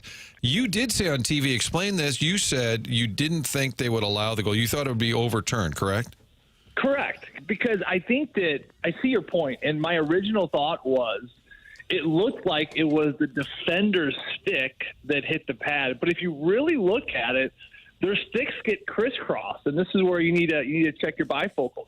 The sticks get crisscrossed, and it's actually because it's a right-handed stick, and this is what they said on the review as well. It's actually a right-handed stick. I believe the defender was a lefty. So the right-handed stick that pokes, and it's happening so fast, where it was actually, Martin, believe it or not, it was Parayko's stick that poked the pad in. I don't see it. I just don't see it. But I'm going to break it down like the Zapruder from. I don't want to bore people with all this great debate, but what was the debate there is what they were saying the goalie had it wrapped up and you can't knock it loose. That's interference. But if it's clearly loose, which you could see, what would the debate have been? What would the call have been if the puck was sitting there clearly loose? Well, good broadcasters like myself, everyone knows Rule 69.7 of goaltender interference. I know like the back of my hand. If the original play where Thomas came in, let's pretend that it was Thomas made a initial play on it where it was his stick that poked the pad on the original shot, to me it's a no goal, right? And that's what we've seen so much of.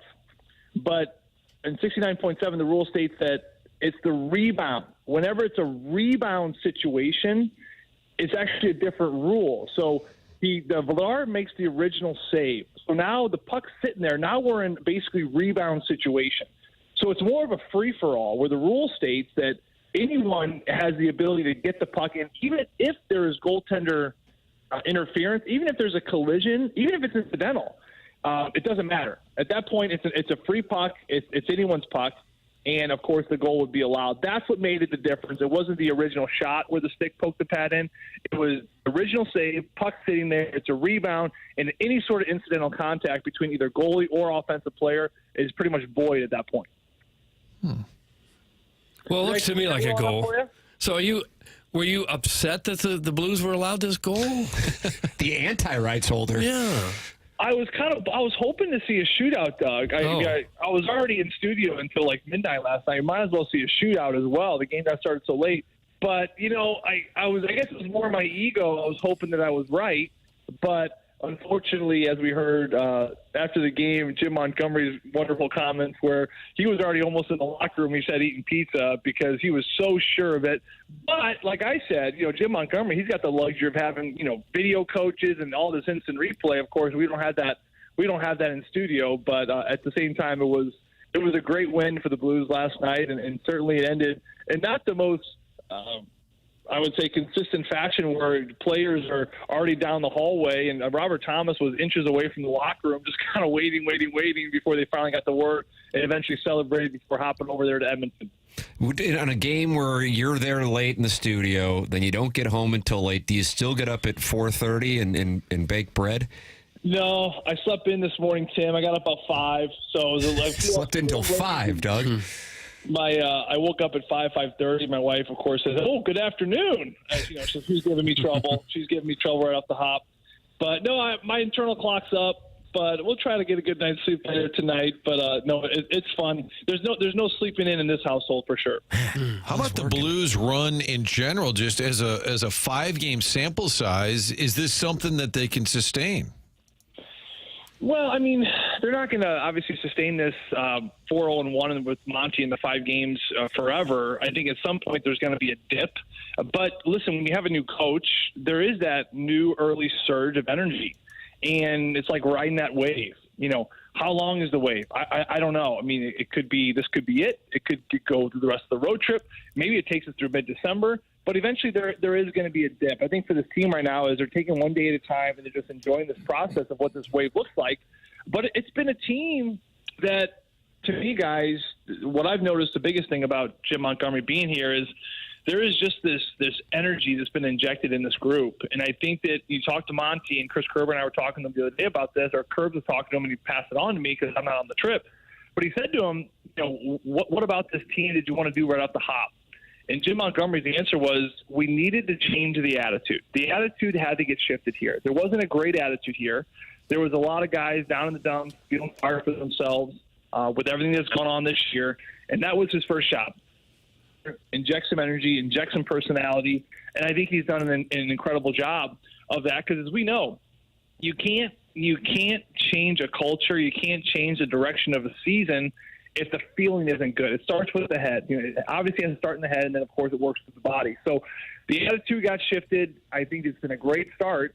But then just another wonderful comment, you know, he made to Curbs was that, you know, when you're coming in and changing a team mid-season, the instinct is we got to change so much, right? You got to change so much. We need a better forecheck. We need a better back check. Our set breakout is garbage. Our power play, what the heck's going on here? And you want to feed these guys with so much.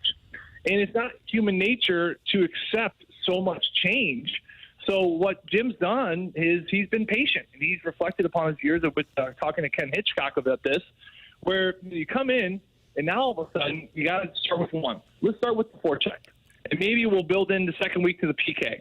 And all of a sudden, slowly but surely, you're building a new direction. I mean, it's no different than, you know, we've all been there where, you know, maybe you've had a long Christmas and you're out of shape and you want to kind of get back to this January 1 and you look at your life and you're like, I got to stop drinking. I got to start eating better. I got to exercise every day. I got to take cold tubs. You start going through this whole list of all the things you need to change. And if you overwhelm yourself with it, all of a sudden within day 3, you crash and you're right back to your old ways. It's got to be slow and it's got to be persistent, but you got to start small. And I think that's what Jim's done a great job of. That was a little too close to home, that little breakdown there right at the end. You felt like that might have been passive-aggressive? And I think that's why I'm not invited to the party, because he wants me to kick off the New Year's resolution a little bit early. And that's fine. I don't want to go. I don't need to be invited. I'm not worried about it. Is it December 21st? Nobody wants a skinny Santa, Martin. That's Thank you. Okay. I understand. So January I can kick it in. So December 21st. Doug, it sounds like I'm back in. Well, yeah, it does. Although I was never in. It's fine. Joey, I think a lot of people are starting to get the 2019 vibes now where you make a coaching change and you see a complete turnaround. Is it realistic to think that with this roster, the Blues can be a legitimate contender at some point? I really do believe it. I mean, I know it sounds crazy. I'm not just saying this because the Blues signed my checks, but I'm watching this team, and there's a level of hockey IQ there that I think a lot of these teams that go through coaching changes, you look at the Chicago Blackhawks right now, this is a different team. You know, you look at the way the team has adapted and adjusted under Jim Montgomery, and it's even something he said to this group. He said, I was the biggest surprise that Jim Montgomery, these are his words, coming to St. Louis, that he was not expecting with this team was he wasn't sure the level of hockey intelligence this group had. And that was his biggest shock, was this is a very, very smart hockey team.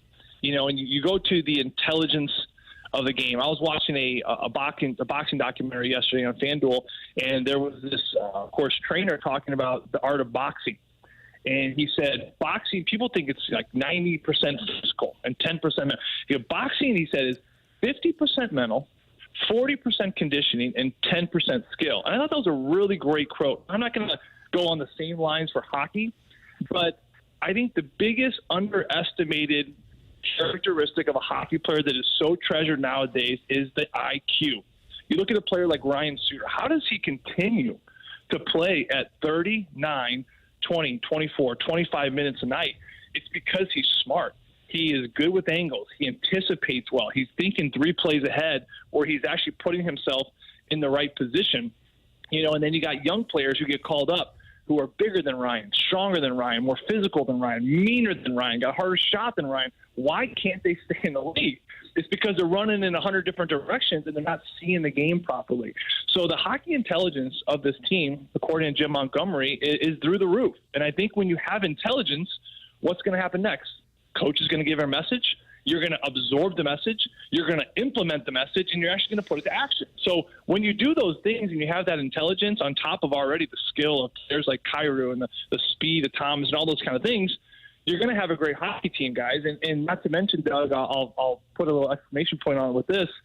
You have a goaltender that's now about to represent Canada for the Four Nations tournament. They did that for a reason, right? A great goaltending tandem on top of everything else, which is so coveted. I mean, you go back to the decision to have Jordan Binnington represent Canada. I know it kind of raised some eyebrows around the country, and of course Canada. I'm like, why? The numbers aren't even really that great this year, and they're not wrong. But this was a goaltender that was feeling the shrapnel of a team not defending very well in front of them for a very long time. But when it comes down to it, this is a short tournament that there are going to be a lot of breakdowns, and I don't know if there's a goaltender in the league right now that makes more high-danger saves than Jordan Binnington. And not to mention, when the pressure gets higher and the temperature rises in the game, he just finds a whole new level, which is what this tournament is all about. So with the intelligence of this group, the goaltending, and you got all the skill there, there's no reason for anyone out there to not believe that this cannot be a playoff contending team this season. Joey Vitale breaking it down. And he sounds like a coach. Yeah. Talking hockey IQ and belief. And now 9 out of 10 points for the Blues since Jim Montgomery came along, even though Joey and Martin were arguing last night at about 10:45. I think it was 11:45. It was late. It was a late night at the 2 Fox. It was a late night at the old, I almost said Bally's, FanDuel Sports Midwest. Big weekend CBC auction Saturday night. I'll be hosting that. And then they said to me, isn't Joey an NHL alum? I mean, can we get an auction item from him? I mean, this guy played for the Pittsburgh Penguins. And I said, oh, my God, that's a great idea. And they said, call him up and see if he could get Sidney Crosby to sign something. I said, oh, not from Joey. Oh, that's so hurtful. So hurtful. My. You're going to call me out on the air like that, huh, Martin? You got my cell phone. You could have said it there. No, this is for everyone to hear. Since we're feuding, since we're in a feud. They put my, if you go to the auction, you've been to obviously CBC, Martin. They put my retired high school jersey, number 16 in purple and gold. They put it in a frame right by the bathroom of the cafeteria, which is kind of hidden. But I actually thought it was kind of ironic because that was the bathroom I retreated to in high school when I was looking to skip class at least a few times a week, which was kind of funny if you look back on all the years. So it's an homage of sorts. It's an homage not just to your hockey career, but to your hiding in the bathroom. But I still passed. Go CB, go. There we go. Yeah, see, fire up CB, fire up. Joey Vitale with us every Friday here on the program, talking it over and texting with Martin throughout the week as they argue about Colton Parayko's stick. Joey, always enjoy the conversation, man. Thanks so much. Hey, you boys have a great weekend. Always a pleasure. You too. It's Joey Vitale with us on the Callier and Thompson phone line. This is Joey Vitale talking it over here on the Blues. He's believing now. He believes. Right. Here come the Blues. Jeff Lotman, online at JEFFLOTTMANN.com. If you're looking to buy a home, if you're looking to sell a home, Jeff's been doing it in St. Louis with Compass Realty now, but he's been working in St. Louis real estate for 2 decades, $500 million in sales. You can go online at jefflotman.com and see the kind of opportunities that he has for you. Whether you're looking to buy a home or sell a home, Compass is the #1 luxury real estate agency in St. Louis. But luxury isn't about a price point. It's about an experience and the way that they do business. That's what they do at Compass Realty. That's what they do with Jeff Lotman, JEFFLOTTMANN. No, that's Jeff Lotman, Compass Realty. You can text into the program. Many are choosing to do so. 314-399-9646. And then there's also the YouTube chat where Jackson's drop auditor says the most popular auction item at the CVC auction is a chance to win a chance at working for a landscaping company after graduation. Is that what the most popular item is at the CVC auction? You can be the supervisor. You don't have to actually do the work. I didn't realize that is what they're doing there. Martin, so you're emceeing that tomorrow night. We got the auction, tomorrow. Fletcher Lane, who is an alum as well as a great auctioneer, I simply kind of put it on a tee, and then he raises the money. Okay. It's a ton of events. It's one of those auctions where you're not trying to get everyone's attention all at once. They're eating, socializing, and just kind of rifle. You do, Tim. You rifle through it. Rifle through it. A lot of material to rifle through it. I went to that auction once when my son was there, and they're saying, how much for this trip to Chicago to sit in the crowd for an Oprah Winfrey show? And, people would raise their hand and offer a couple $1,000 for it. And then at the end, they said, all right, that's all of our items. Who just wants to give cash? Who just wants to give us money? And all kinds of hands went up. I'll give $10,000. I said, well, I'm at the wrong place here. It's unbelievable. I've done it a number of years. We'll say, all right, let's just wrap things up. Like, Oh, what's that? Oh, John Bomberito just gave us $50,000. Thanks, John. I sat next to a guy who said his accountant told him he had to spend $50,000 at this for tax reasons. I said, I'm at the wrong table, too. I'm not only at the wrong event, wrong table. Our Little Haven, great organization, we had their auction, and before it started, Scott Hummel came over and he said, okay, say something nice about table 12. And he goes, the guy just told me over at the bar, he just gave me a check for $25,000. And I said, so don't roast table 12. Go easy on table 12. And I said, I might go sit with them. See what's doing. Yeah, seem like nice people. Doug Armstrong's going to be in studio. He's gonna face it. I mean, he's nervous right now to come in here. I don't think so. Okay. Well, he's going to be in the 9 o'clock hour. Looking forward to that. Gabe DeArmond on the college football weekend to come, the college football playoff.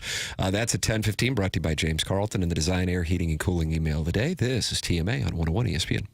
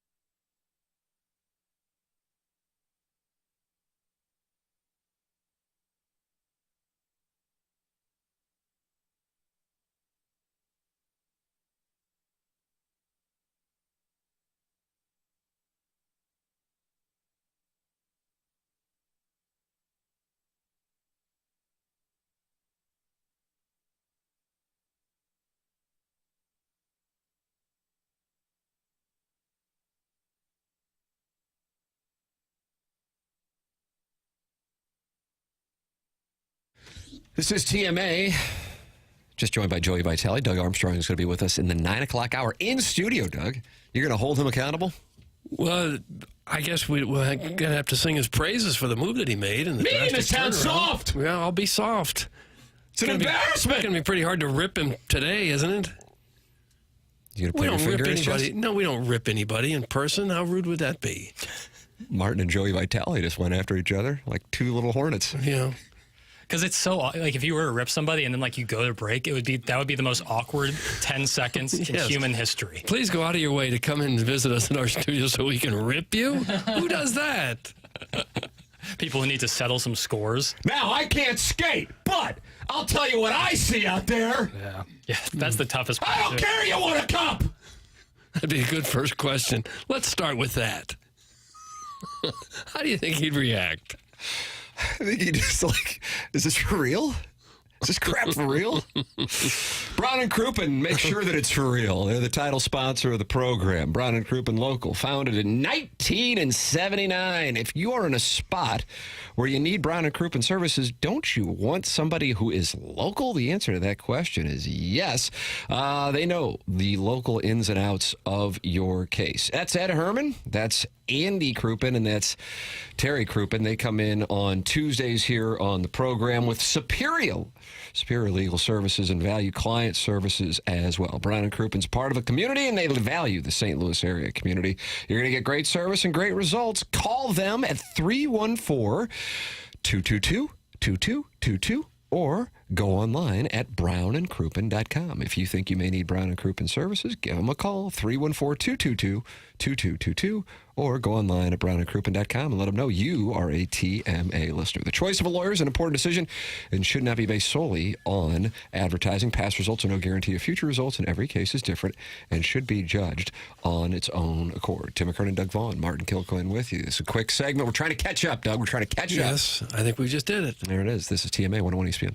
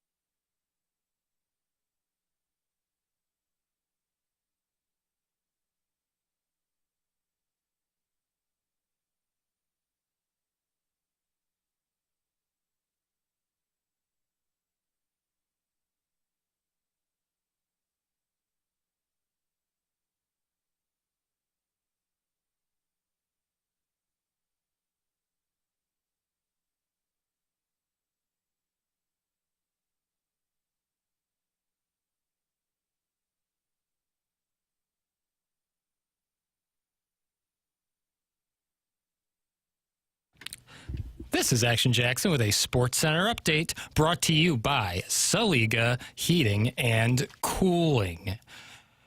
Where's my game? Where's the game? Where's my game? I can tell.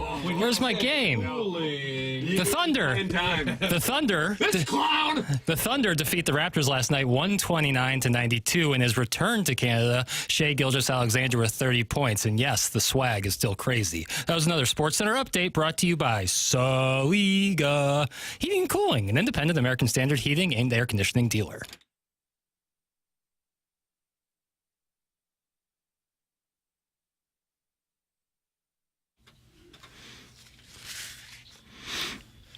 Doug, how about this jam? No, this is fine. This is okay. Oh, is that right? Yeah, this is kind of nice, kind of Wu-Tang. mellow. This is the remix. This is the remix. Doug, you like a good guessing game I do. before we have Doug Armstrong in studio at the top of the sure. hour? Yeah.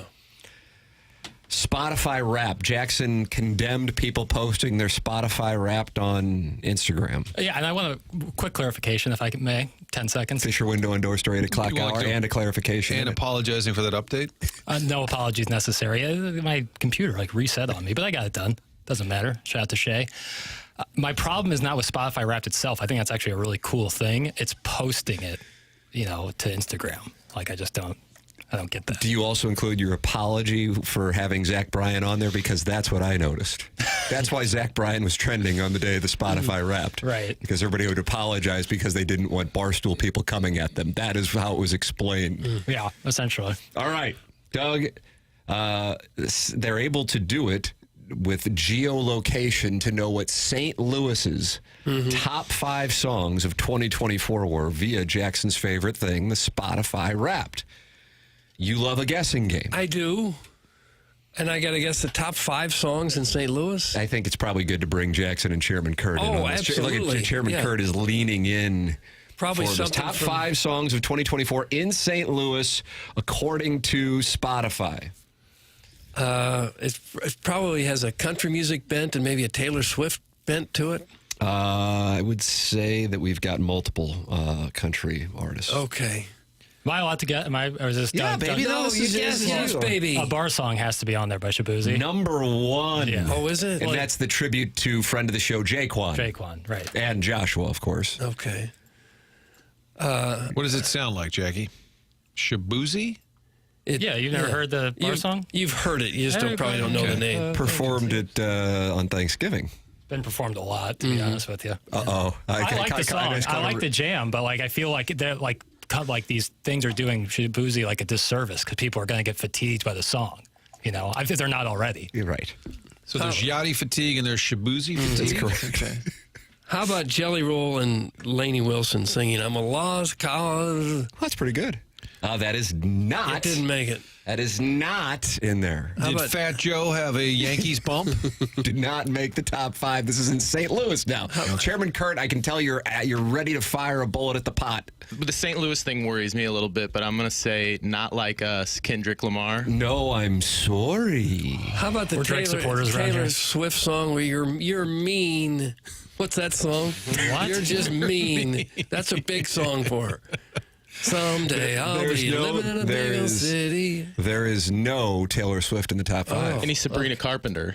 There is no Sabrina Okay, we're Carpenter. going to need some hints now. We're going to need I'm supporting Josh. Out of town supporting Josh. Y'all might as well support too. There's Shabuzi's muse, Jaquan, who is a friend of this program. Came to our events. Is there a TMA Drops remix that people listen to? There is not. No? There should be, though. Agree. All right. We're giving away Initials or tickets next something? Thursday at Hot Shots to this artist's SZA. concert. No. Queensrÿche. Post Malone. Yes, Doug. And what's the song? The song with Yeah, Morgan Wallen. it was Some Morgan help. Wallen. And you say that Pat McAfee's running Morgan Wallen's playbook? And vice versa. And I still don't know what it means. Is it a bro Bible? Yeah, that's all. That's what it is. No, not necessarily. Okay. That's the number 2 song Okay. in St. Louis per Spotify. Okay. We need more hints. More There is a initials. Zach Bryan song. Oh, yeah. 28. Pink. I remember everything. Pink. I remember everything. The one with Casey Musgrave. That's correct. Jackson got it first. Yeah, the Musgraves one. I remember everything. That was number 4. Beautiful Things by Benson Boone, 3. And Stick Season by Noah Kahn. That's a good one. It would have taken me a while to guess that, since I've never heard of it. You never heard Stick? I've played you Stick Season before. How are you playing Doug's songs? What are you guys? It was a return bet. I didn't like drive him home. Stick Season. This reminds me of Pareko's stick not being the one that pushed the pads in. Always goes back to that. Tim, what about Chattahoochee by Alan Jackson? That's from The Life Coach.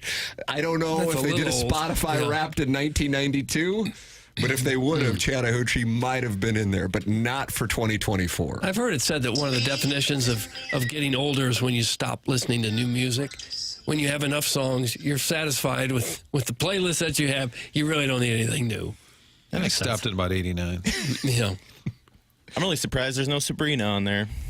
I am too. Are you disappointed? I love Sabrina Carpenter. But you got to think of like the whole metro area, all demographics, all ages. Like if it was 30 and under, she would probably have 2 songs. I was reading a little bit yesterday on the Sabrina Carpenter Barry Keoghan drama. Right. Drama is there with Keoghan? Well, Brecky Hill has gotten involved. Again, Doug, I know you're a fan of infidelity. I'm not. What? One allegation. Wow. Doug, you lawyering up? My word. And what did Keoghan do? Keoghan? Who the hell is it? I mean, he's in You're attracted to him, aren't you? No, I'm not attracted. I think he's an outstanding young actor. He's older than me. I'm not saying young. I agree with you on a lot. I don't see it in Barry Keoghan. I'm talking about his skills as an actor. Oh, I don't necessarily like. You can like somebody for just like being good at their job and not think they're attractive. Everybody I say on this show, it's like, oh, you must be attracted to them. No, not the case. I can't tell if this text is a joke or not. Jaquan's a joke. Quit name dropping him. Makes you guys look desperate. Yeah, that's a real one, and that's hilarious. That is a real one. That is hilarious. Welcome to TMA 101, longtime listeners. Reminds me of your stay. An early texter, because I like to scan the earlier text. Somebody said, did I have a stroke? Or are you doing animal weights? Because we were talking about the mascot Bevo. And also, Doug Armstrong, if you're listening, don't worry. We will get back to regular programming at 9 o'clock. Jackson is a cougar hunter. Roar. Also, Barry's a weird-looking cat right up Jackson's alley, if I were being honest. That's from Brian Henshin, and he will be with the Indianapolis Colts. But if you've got Sabrina Carpenter, you're just a fool to be stepping out. Yeah, I would agree. Clip that up. She's quite short. She's like really short, like 4 feet tall. No, really? I think maybe under 5 feet tall. Chairman, can you fact check? It might be in our errors and omissions if I'm wrong here. Errors and omissions. I had a whole list. I took 5 foot yesterday. I wrote down about 10 of them. 5 foot even. 5 foot even. Right? Wow. So I could look her in the eye. IRC is IllinoisRecoveryCenter.com. One of the owners of IRC is very active in this program's text inbox. The recovering alcoholic from Belleville and Webster Groves. He started the Illinois Recovery Center along with his good friend Eric, and they have a wonderful thing going. It is a passion project where you can transform your story at Illinois Recovery Center. At Illinois Recovery Center, the team believes in the strength of every individual's journey to recovery, whether you're taking the first step or continuing your path. The IRC's dedicated team is here to support you. Discover the path to lasting recovery and renewal at Illinois Recovery Center, where compassionate support meets personalized care for your unique journey. Give them a call at 888-472-9559 or visit IllinoisRecoveryCenter.com. Whether you've made the life-saving choice to seek help on your own or you want to be prepared for the other end of an addiction intervention with a loved one, the chance to learn about addiction recovery is available to you at the Illinois Recovery Center in Swansea. Go online at IllinoisRecoveryCenter.com. Jackson, can we do the drops of the week here? Yeah, I think we can, Doug. What a magical week it's been. Feel good about the work we put in. And this is a chance to kind of bathe in the brine. Morning after. Drops of the week. Yeah, you gotta drop it like a hot dog. It's a wonderful drop. Indeed it is. Flip that off. Flip that off. Flip that off. Flip that off. Flip that off. Good morning. Can I talk to Jackson? I got a question for him. How do I feel? I mean, I don't feel great. Because Jackson, he is very smart. The text line ran with it, and I can't control these hoodlums. And who was that, Mr. Siders? He's not Brooks Robinson, but he's the closest that we've had in a long time to Terry Pendleton, and it's Arenado. Okay. How would you feel about moving him and pumping him up and putting him in the center of the diamond like they did to Machado, going to shortstop versus third? And Speed it up! Are you done with your statement? Jack Sawyer! Like, I'm just praying for the Lord to deliver me from pick sixes. This is a 16-course meal, and if you don't like us at the French onion soup, you can't have us at the duck confit. Totally naked from the waist down, and I was tired. You always say pretty well hung, right? I never said that. I never did. It was pretty solid, but still. Brianna chicken fry. It looks like they just broke up. There was nothing messy about it. Are you out of your freaking mind? Take your shirt off. That was Drops of the Week. Drop down. Dylan Holloway. I missed the duck confit. What the hell is duck confit? I'm really not positive, to be honest with you. That's Jackson waving his wealth in our face again, talking down to the audience. Not a duck guy. It's some sort of dessert? No, it's like some sort of duck dish. No, it's not a drink. Not a duck guy. It tastes. Tim, are you a duck guy? I've never had duck, I'll be honest with you. On the south side, it's White Castles or nothing at all. I think it's just cooked duck. But it tastes gamey. It's like tastes like it's been in someone's garage for the last 6 months. Oh, for the love of God, can we get the podcast up? That's from Jackson's lone wispy pew. Yeah, we'll get it up there just momentarily. Stay tuned. We'll be right with you, sir. And you put them on hold for a half hour. I hear The next text is KG. If you upload the podcast, I'll spit in your mouth. That's from the self-made stay-at-home Ledoux mom. No. She's the one with the monogramming business. What are they looking for? The 7 o'clock hour or the 8? Because the 8's still going. They're looking for probably if I had to guess, if they're asking for segment 2 at 8 before it even ends, like what are we supposed to do? Rewind the live tape. Doug Armstrong's going to be with us coming up in the 9 o'clock hour. I fear he is listening. We will have that coming up on the program, and Gabe DeArmond as well. The Design, Air, Heating, and Cooling email of the day, the morning after at InsideSTL.com. Tim McKernan, Doug Vaughn, Martin Kilcoyne, Jackson Burkett, Chairman Kurt with you. The program is the morning after. We are in the Fisher Window and Door Store 8 o'clock hour here on 101 ESPN and the TMA STL YouTube channel.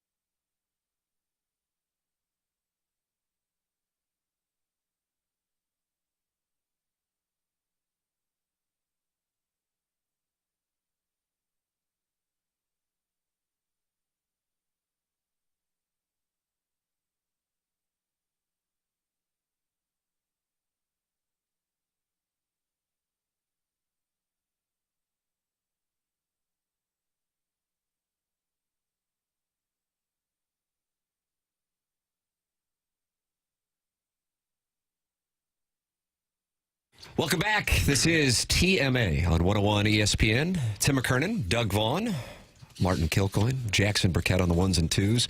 And if you're watching on YouTube, ladies and gentlemen, it is our pleasure to present to you Doug Armstrong. Welcome into the studio. Doug Armstrong is your army in the house. What a treat. On the home of the Blues. What a treat. He's never been. I can't believe you've never been here before. Never got the invite. Yeah, that's all it takes. That's all it takes. I don't know how to read text, the tone of a text, but I didn't sense you were that excited. But now that he's here, I think he's shifting. He's very excited. Now you're going to spend the next 4 or 5 hours I wasn't lack of excitement, it was nervousness. See, I told you, Doug, he was nervous. Told you. We speculated that you'd be more nervous than a long-tailed cat in a rocking chair factory. Longtime NHL executive who's had to fire people, make tough decisions, but coming on this show. Yeah. Is this the most nervous you've ever been, Doug? I think it is. Right. See, we'll use that for a promo. Do you sleep better when you have something like last night happen, or at this point in your career you've been through so many highs and lows that you're able to be calm either way going to bed after something like last night? I'm not sure if you're calm, but I found a way to just sleep. Yeah. The highs and lows they're less and less. More, you have a longer term vision, I think, as a manager than you would as a coach or a player. Well, as a player, I think you have a very short-term memory. You have to move on. As a coach, Bob Gainey told me that the best when he was coaching, he said, when I was a player, I would have to go home and look in the mirror, have a conversation. I could sleep. As a coach, you have to go in and look at the mirror, and then you have to look at 18 other mirrors for the guys that were on the ice. And he said that took a long time. But, yeah, I think as a manager, you're trying to keep, you're invested, obviously, every night, but you're trying to keep a longer-term view. When you made the Montgomery move, did you think, boy, it's going to be an immediate impact? Are you surprised how quickly this team seems to have turned around? A former manager and a good friend of mine, Brian Burke, calls it the dead cat bounce. Oh, that's what you've been saying. Is there a Doug Alliance? All the Dougs? There's a Doug Armstrong, Doug Vaughn Alliance. Who knew? So I thought we'd get that bounce. And I think, what I talked to Alexander Steen and I talked about yesterday is that, let's keep building that foundation because the honeymoon is going to end. And the rhythm will start, the grind will start again. But I think you usually do get a kick when there's someone new. Everyone's attention is a little bit finer, and then things settle into a more normal rhythm. So I think there is something to immediate return. How long it lasts depends on how good your team is. Was part of the quickness with which the move was made instigated by the fact that you knew some other organizations, we saw what the Blackhawks did yesterday, might be in the market for a coach, and then there would be more competition? Did that play a role in how quickly things turned around for you? Yeah, it did. Obviously, when Jim became available, I met with Mr. Stillman that evening. I handicapped the teams looking for coaches. I was probably in 3 or 4. Mm-hmm. Then I handicapped the likelihood that they would do something in 48 hours, or one of the teams were starting a 5-game homestand, so I felt they might take a little bit of time. So you try and handicap it, but I didn't. There was no feeling that Jim was not going to work again in the NHL, and so I did feel that if we wanted to make that change, that we needed to act quickly. And what I said to Mr. Stillman was that. There's probably Jim and maybe one, potentially 2, but likely one other coach I would have made that quick decision on because we weren't in the coaching market. When you hire a young coach like Drew, you understand that you're going to go through some ups and downs. He's going to learn the NHL, and we're going to learn him. And I was learning with him, and he was learning with us. But when something, like that happens, you have to react if you want to take advantage of it. And so we did. Was the 5-year, is that your idea? Because also it sends a message to the team. We've gone through some coaches here. This guy's sticking around. You better get used to it. Or is that his agent? Is that him? How does it? Because that's a big number. Well, it is and it isn't, because he was working on a 1-year deal, and the team he was with had offered him a 3-year deal. So that's 4. So we added an extra year, and he wasn't going to, if he waited till this summer, he wasn't going to sign anything less than a 3-year deal, more likely a 4 or 5. So I felt it was in the window. And it is a negotiation. I said, well, why don't we do this year and 3 more? And he said, I'd really like this year and 4 more. And I said, in all honesty, I said, I can't tell you what you mean to me and why I think you're the right guy, and then say, but we can't do an extra year. He is the coach of today and the coach of the future, and I believe in that. And in pro sport, the reality is he's a good coach and he's got a high winning percentage. And if it went horribly wrong here, he'll be a good coach somewhere else. Mm-hmm. It's not like he's not going to work again. We saw that with Craig Berube so quickly. So the extra year to me isn't that great when you're hiring someone of that caliber, because they're going to work again. I bet it has to be one of the hardest things of your job, though, to have to fire somebody that you've worked with and know and like. And I bet that never gets easy. No, and I was told that early in my career. Once letting people go becomes easy, or once trading players become easy, you're probably, that's an indication you should get out of hockey. You've lost your moral compass and your empathy for what you're doing. So this is the last option, not the first option, and I try and go through that because it is difficult. I've been fired myself, and I got over it way quicker. My kids got over it immediately. They were young. They didn't know any different. Yeah. And then they realized about a month into it that they wanted me to work again because I was around too much. They had enough. It took them a while to realize it was a bad thing. Mom, why is Dad driving carpool? Well, that's a quick story. So when I got let go in Dallas, I'd take the kids to the school with my wife, and they about 3 days I said, "Don't do this anymore, you're embarrassing us." And then I go to the grocery store with my wife, she said, "We can't do this anymore, you're embarrassing us." So I had to get back to work. But it's very difficult, especially the hardest one obviously for me would have been Ken, just because of our relationship back 20 plus years. Yeah. And he came in not as a favor to me, but he understood when we brought him in here that I personally, as a manager, I needed him. And I'm not sure if he was ready to coach again yet, but he came in, and that one was difficult because we'd gone to the semifinals the year before, first time in 15 years. And but what it does, it tells you the friendships, what they're really all about, because he and I have stayed very close. He works with the team again. Craig and I still talk on a regular basis. So it's those friendships that you build up that transcend who signed your paycheck. I can't wait to hear your answer to this. Doug Armstrong, kind enough to be in studio with us here on TMA 101 ESPN. We hear in the media about the message, especially with hockey coaches, getting stale and that they just need a new voice. I don't feel like we hear that as much in other sports. And when you were asked on the day of the Montgomery press conference about it, you said, well, the Craig one, we knew it was time for a change. The message had kind of gotten stale. Can you elaborate on that and how it is that you have the feel for knowing that the message has gotten stale? Well, I think if you look at guaranteed contract sports, the balance of power, let's be honest, it shifts. It shifts from the coach to the athlete.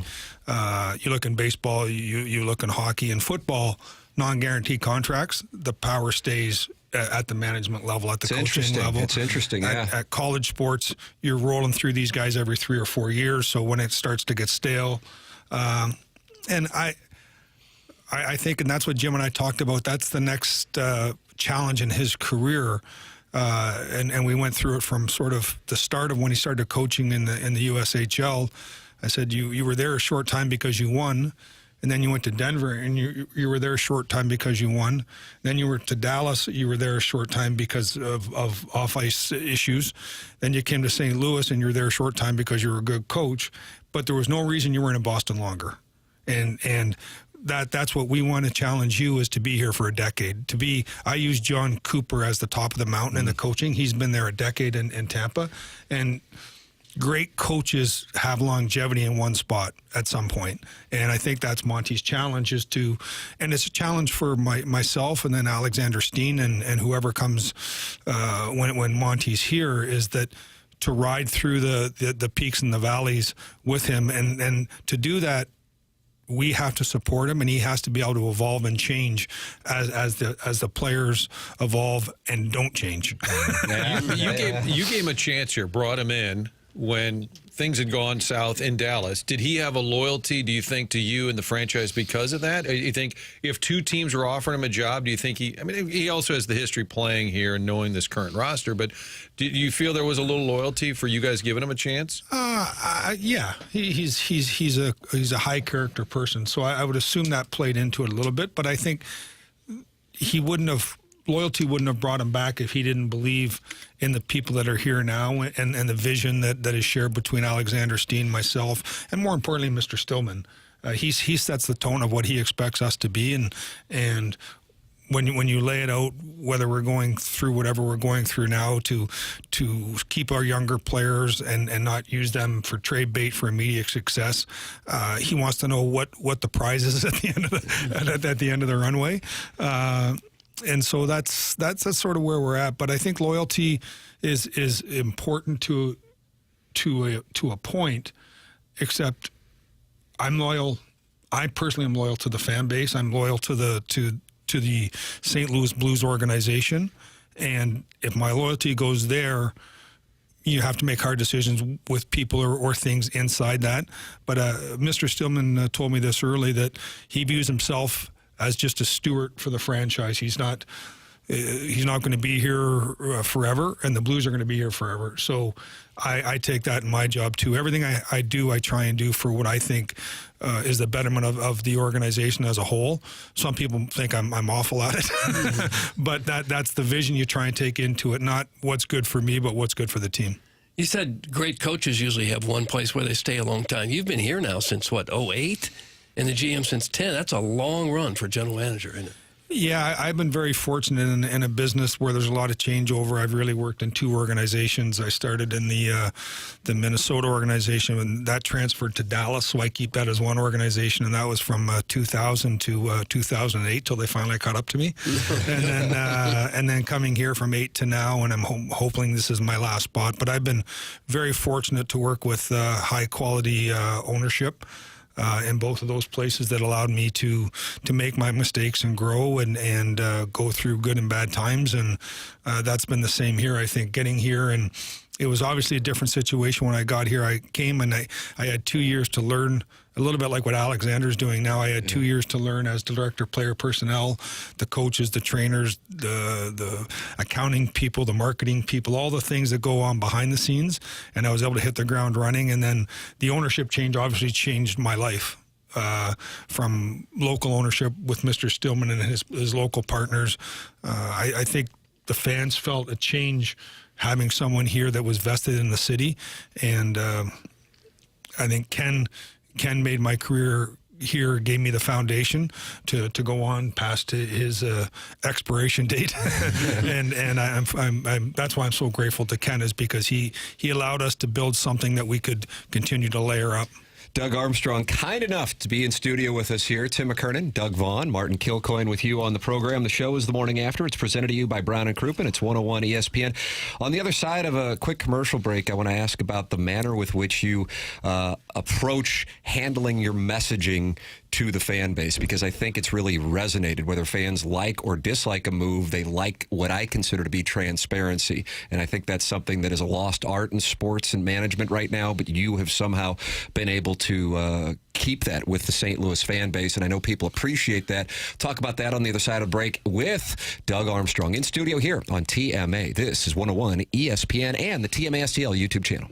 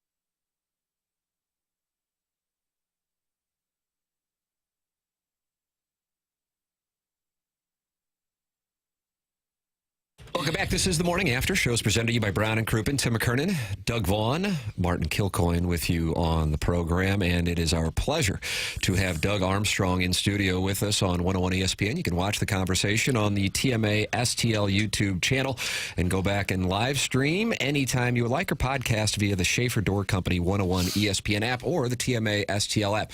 So I'm doing a show about October of 2023, Doug, and you're doing your press conference, and I'm listening to you talk. I'm standing right here, and I hear you say, we're probably not up there with Colorado and Dallas going into this year. Our hope is to, maybe get it in the wild card, and if you get to the playoffs, then you never know what can happen with injuries and a team gets hot. And I loved it. I'm like, this is great because it's shooting straight with people. But I think some people are like, whoa, you just don't usually hear an executive or a coach say, yeah, we're probably not there with the team, even though deep down they know that may be the case. That is one of, I think, many examples in which you're pretty direct with the way you communicate. That's not commonplace, in my opinion, in the industry as a whole, not just with hockey, across the board. Is that the way you've always been, or is that something that you have learned, and how do you handle that?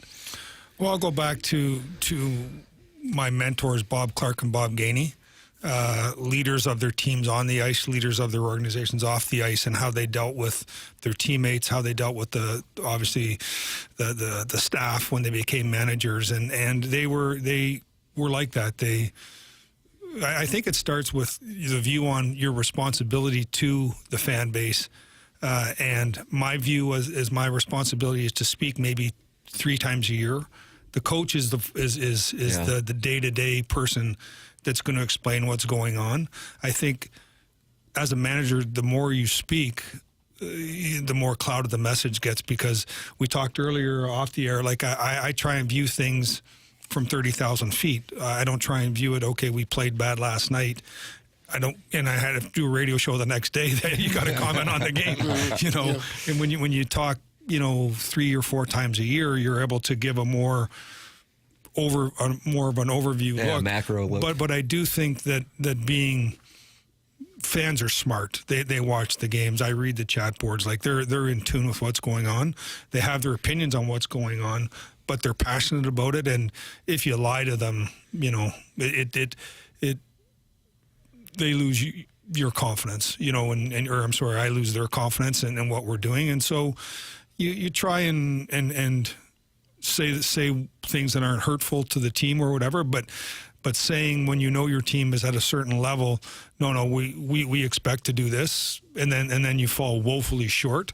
They think you're inept because you have no clue about what you're dealing with. You read anything on a chat room about you, like, no, that's not fair. That was mean. That was too much. You ever get riled up? Actually, I look at the other way. It almost motivates me. Like there's some things you have to realize where it's coming from. I don't know the people that are writing them. There's certain guys when you look at their, I don't know what handle or whatever it is, like no matter what happens, you could win the cup. We did it wrong, and so you take those ones with a grain of salt, that no matter what we're going to do, and the other ones too is when you have someone that has a personal connection they feel with a player, and that player is wronged. No matter what you do, you're never going to get that guy back on board. But I view it, I find it very educational. You never know what you're going to pick up. It's not, I sort of view it as and Jimmy and I talk about this, like our jobs are sifters. Like I want as much stuff thrown in, and then I got to shake it out, and whatever falls through, I'm going to use to our advantage to get better. And it's amazing. Some of it does come from just little tweaks that a fan might say that you can say, what, that actually makes sense, maybe, and then explore it with your group. Do you ever answer him back on the chat room? Never. Does their handler, does the name indicate to you whether they're to be taken serious? So if it says Bill the accountant, and then he weighs in on the Blues, or if it's Grandma's prison boots, does it take away from the comment if they have a weird handle? Well, it's usually like if it's I'll pick one that's not there, like Hull 16. I'm pretty sure I know what that guy is going to be focused on. Did you replace Hull or did he replace you? Wasn't there a Holly replaced me in Dallas. You guys got over that though, I think. Yeah. Yeah. Again, he didn't fire me. Well, I think as soon as Hull got the job, he's like, I don't really want to do this. Like, if I had to guess, Brett's probably, can I do this remotely from Mexico? That's my guess. Playing at El Dorado while that's my guess. I bet the pressure you feel in your job would be different just based on what city you're in. Like if you're in Toronto, they're nuts over everything, aren't they? And in some cities, you probably get a free pass over certain things. Yeah, I've been fortunate to work in, Dallas, which was certainly 100% cowboy driven. It just ate up the airwaves on radio, ate up everything on television. And then in St. Louis, we get great coverage, very equal to the Cardinals, in my opinion. But the people are so polite, but even just working for Team Canada over the years, like any decision is scrutinized, and it's talked about that the Don Sweeney and Team Canada picked their team for the Four Nations, and in a lot of American markets, it's talked about, but it's dissected in this guy. And that's where I feel bad for the players, because I hope they're not reading the chat boards, good or bad, up there, because it's so emotional. Mm-hmm. But we've often, talked about that. I had an opportunity one time to go work in a Canadian city, actually when I was deciding to come here, and my kids were at an age where people told me that, my son was entering grade 9, my daughter grade 7, and they said, it's probably not the best market to have kids your age. Like, wow. just because school and playing youth hockey and playing youth sports and things like that. Now my kids are older, obviously, they're out of the house. It'd be no problem for my wife and I to deal with that every day, because you're only protecting yourselves, or quite honestly, just protect my wife. And it goes back to that story we talked about earlier when I got fired in Dallas. Like, I got over it pretty quick. My wife, it took her years to get over it, because she doesn't come from a sports background. Mm-hmm. She'd only known the one organization. She thought I was doing everything right, and so I just said to her, "Hon." Like, at that time, I had 2 years left. I said, don't get mad until we go out to the mailbox every other Friday. And when the check's not there, then you get mad. That's when we get mad. When the check's there, everything is good. Don't burn all those sweatshirts just yet. Yeah. Craig Conroy said when he played in Montreal, he goes, I would get booed at the grocery store. And I'm like, what? He goes, no, people were so mad the next day. He goes, I finally stopped going out. Like they were that serious. That does happen in Canada. Like, the highs are too high and the lows are too low. But I do know people that are there that you don't go to your kids' hockey games if you're losing a lot. You let your wife take them. You don't go out to the normal dinner spots. Because people would come right up to you and yell at you? Well, I don't think they yell. You're having your dinner, snide remark like, yeah, nice fucking game. you're like, really? So, and again, I've never lived it, but just being up there for international events and picking and being part of the selection process, you can see that it takes a special person to deal with it. And that's why I think Craig is going to have such a great success in Toronto, because he's the ultimate man's man, and he doesn't get intimidated, obviously, not just by the way he played, but his personality is so strong, his belief system is so strong. And when we talk about Craig, or I talk about Craig, like he played on a lot of different NHL teams, so he understands the nature of the beast. But it does take a strong personality, I think, to work in those markets, and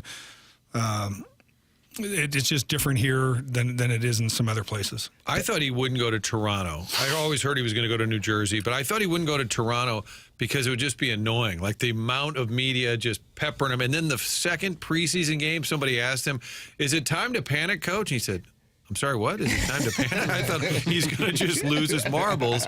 But I think he was underrated as a media guy. I mean, if I ever text him, he immediately texts back, like within seconds. We went down there the day they were in town, and he had done his media scrum, and I didn't realize he went before the skate or something. I said, oh, my God. And the PR guy is trying to shuffle me away, and he goes, no, I can talk to him. It's fine. And I think in Toronto, you have to have – I don't think people realized – he was pretty accessible and just it didn't give a rip. Well, he was excellent, and I think also, let's be honest, he played and worked in Philly.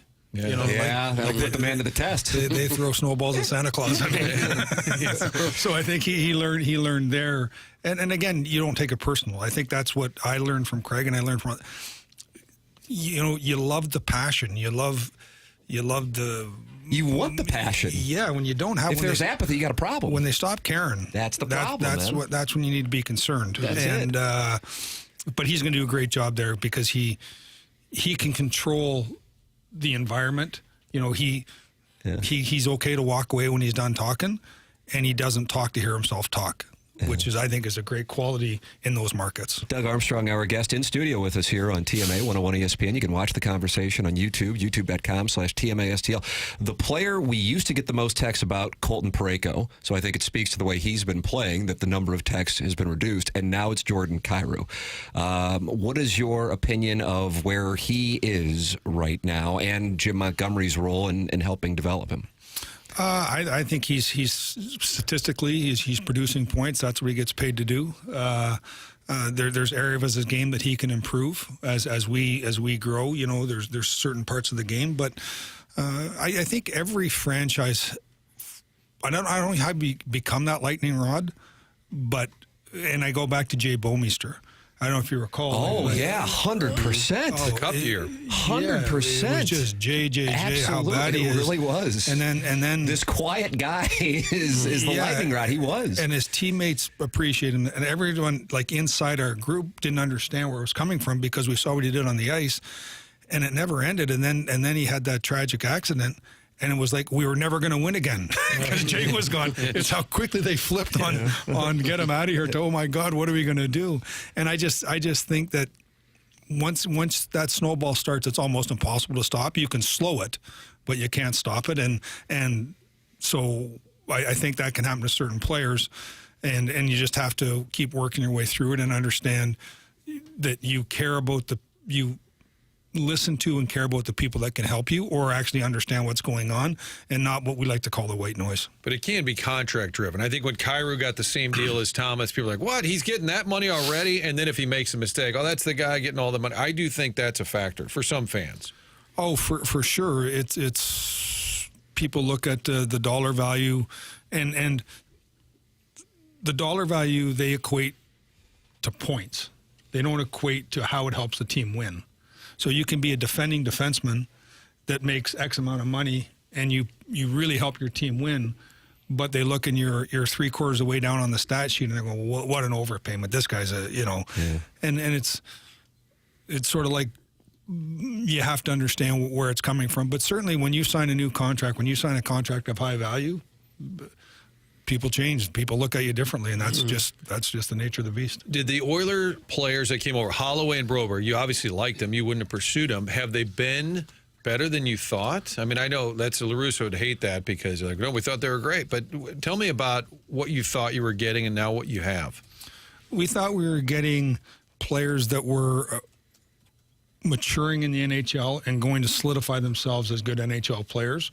They had been through the process in Edmonton, which when you're drafted where those players are, people want them to make an immediate impact. And it takes you probably 3 or 4 years to get your footing under you, to get understanding where you're going to be. So we thought they were going to be good players. As I said, I think at the opening thing with Broberg, like I'm not going to judge this 20 games in if it was a good or bad deal. Now, 20 games in, he's been pretty good, so it's easier to judge. But I thought that they both had legitimate chances to be, not superstars, but plus players on a good team. And they both look like they can be plus players on a good team. You think more teams will do that now? Offer sheets on restricted players? Do you think it'll, because it wasn't very common. Do you think it'll change now? I don't, only because I think what as a manager, it just doubles down your understanding that you have to, if you have a player there, you have to leave the space to match the offer. I look at Detroit and Boston, who had top-end unrestricted free or restricted free agents this year. Detroit left $19 million for 2 players. Now, they didn't spend it all on it, but they spent close. But I would never go to one of those players and offer them right because they're going to match it. Boston on their goalie, They left $9 million, and they were hoping to spend less and use, but they have it available if they need it. So I think teams are going to be very understanding that if they value a player. So, and it's draft pick compensation. So if we value player X, and for a second round pick, I'm going to save that amount of money.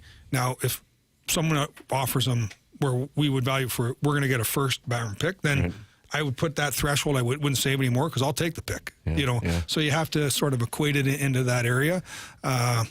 It was a perfect storm for us at that time. It was a risk, and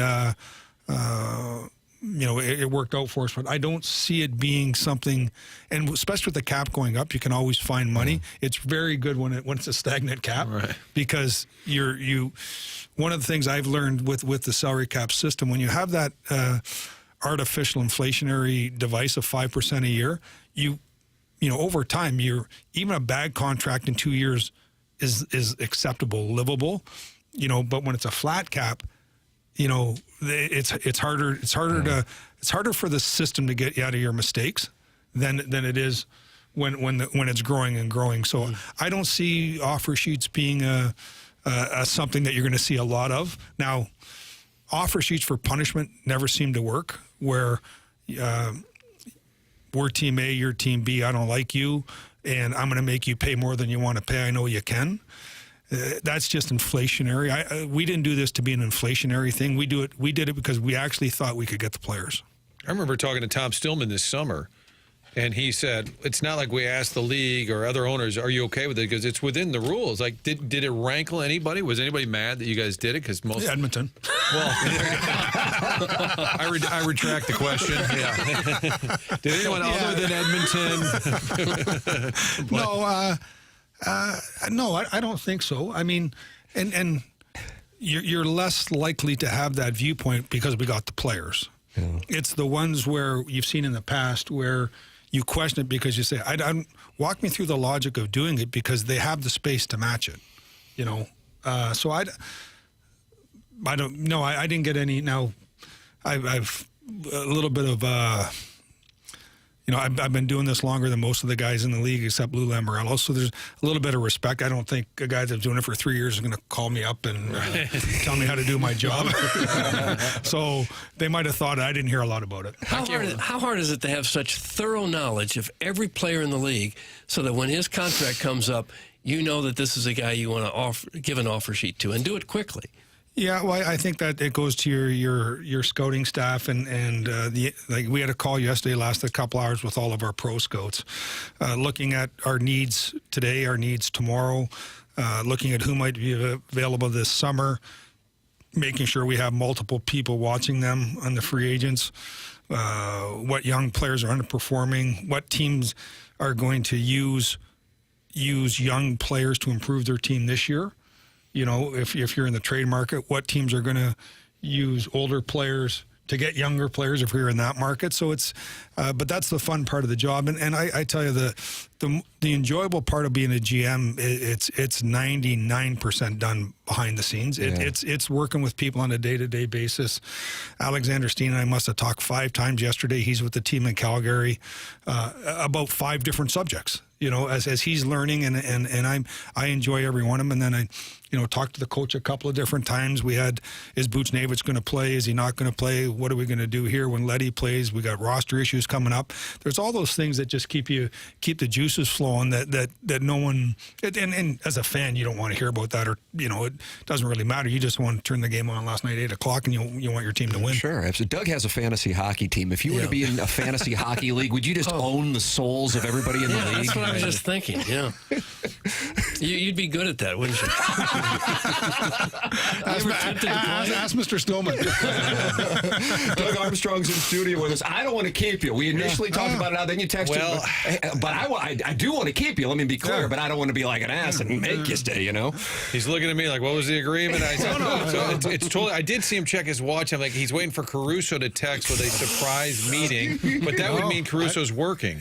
So I can stay on if you want. If you want me to go, there's no problem. do one more segment. One more compromise. That's we got a little room in the cap. Yeah. Casey's made an offer to him to walk down the hall, That's and we right. got to make sure we match. That's exactly right. We're going to match him, and Doug Armstrong is going to stick around for one more segment. Munganess, longtime sponsor of TMA, online at stlouisacura.com and altontoyota.com. That's Jamie Burkhardt and Peter Munganess. Their names are on the dealership, and they are longtime sponsors of this show.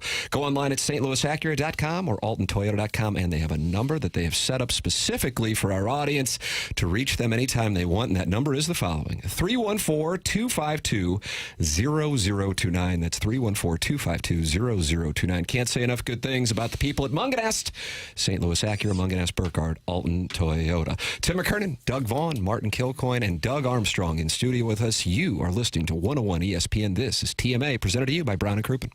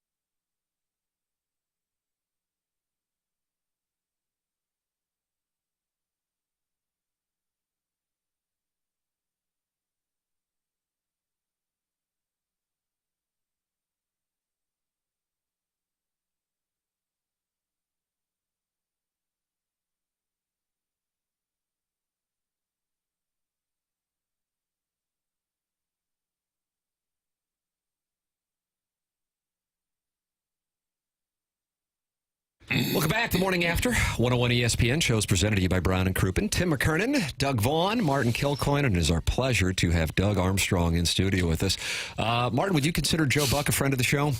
I'd say he's a friend of the show. He was with Holly the other day in Mexico. He was, big golfer, and he's texting me that Doug Armstrong's sneaky good and a dangerous member guest partner. So if you're taking invites, that you're a dangerous member guest partner. So we would invite, like Rich Gould can invite him to Berry Hill. That's exactly right, for their member guests. As his guest. That's exactly right. So Joe is advocating to all of our listeners, if you need to bring somebody, bring Doug Armstrong. Contact Mike Caruso. He will filter the request. I assume Mike Caruso's working today. What's your handicap, Doug?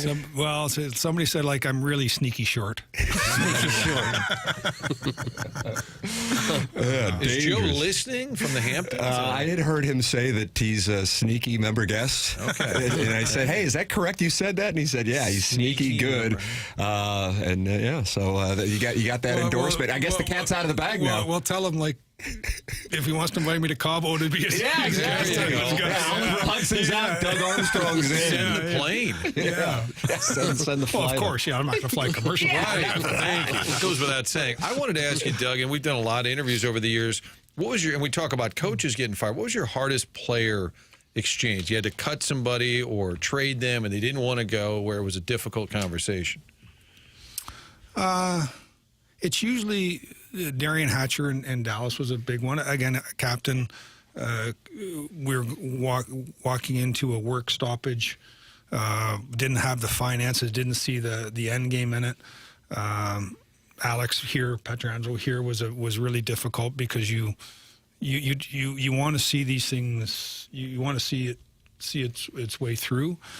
Player trades they're all difficult. They're certainly harder when someone has a family. When you know you're not uprooting. Yeah. You trade a 24-year-old and you trade him to Florida or wherever. Like he'll be fine. He's like, I'm good. Don't worry about it. Or you trade him anywhere. Right. Like they can go. But once, again, just being through it. Once you got to sell a house, pack up kids, move, and I hear that from the guys that I talk to. They said like what you don't understand is when a player gets traded, his instant family, he's without a family from the time he gets on the plane till the time he lands in the city. Then he walks in the locker room. He's got 24 brothers. He's got, and he gets into that rhythm but it's the wife when she gets there and there's no one there. There's someone there to pick her up at the airport, but they drop her off at the hotel. And she might get a call from one of the wives, and they're very polite, but everyone's got their lives, and they're sort of left to fend on their own. And I noticed that for my wife, too. Like when we came to St. Louis, she had to get the kids in school, she had to get the house, she had to do all those things. I was working, and so there's a ton of respect for what goes on behind the scenes from the significant others. Does your wife allow you to have a shrine to yourself at home? I see you have 2 Stanley Cup champions, 3 World Championship gold medals, 2 Olympic gold medals, and an NHL General Manager of the Year. You put all this stuff right by the front door so people see that when they walk in? In the basement somewhere. No, she keeps it extremely humble. Trust me. Yeah, they have a way of doing that, don't they? Army told a great story at the MAC, the Jack Buck Awards last year. His wife wanted to redo the pool and make it real fancy. And he said, we better wait a year or two just to make sure I'm not getting fired, right? He told her, let's just put that one on hold for a second. That was a story. So, like, I know when my wife thinks things aren't going good because you'll come home and the house is just immaculate. And she's getting ready to show it. Yeah. She's done it like 3 times. Doug Armstrong, kind enough to join us here in studio. So the DeWitts and Tom Stillman are close, and you've been raving about Tom Stillman throughout the course of this conversation. The 2 franchises hold a unique standing in sports in St. Louis with the city. Do you speak with people over at the Cardinals? Have you developed a relationship with John Mozeliak, with Bill DeWitt III? How does that work for the Blues and the Cardinals in your role? Yeah, Mo and I talk not as frequently as we maybe have before. And Mr. DeWitt, he's a skater. He skates with the alumni. Yeah. I see him. He's nice enough to allow me to go to some baseball games, and I'll bump into him there. But I take a lot of information. More I view what they do than I ask them what they do. I think they're a stellar franchise, and they're going through like a time of they're evolving, and everyone, like in our sport, everybody signs up for to evolve in July. They just don't like it in January. Well, everyone signs up to evolve in January. They just don't like it in July. Yeah. And so you learn. I try and observe how they do things because they do it.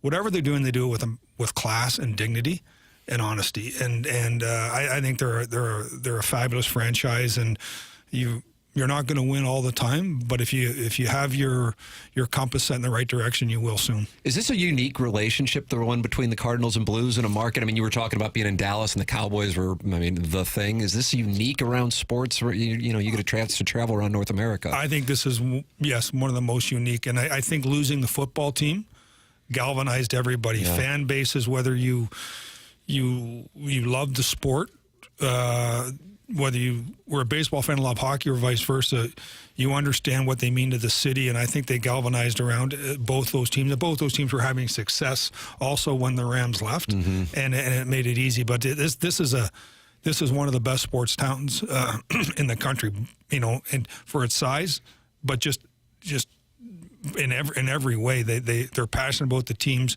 They understand what it's like to lose a team, and they're supportive, they're polite, but they're passionate, and they're understanding of the events too. I'm going to help Army here. Here's what you say. I leave at 10 every day. They go till 11. I always say, hey, I got a thing. You just say, oh, Steiner's calling, and then you get to leave. Doug, appreciate you being here. I think we'll let him go. He's got a hockey team to tend to, but I don't know, since you've been here, since you've been in this studio, I feel like things are going better for the team. It's not the Montgomery.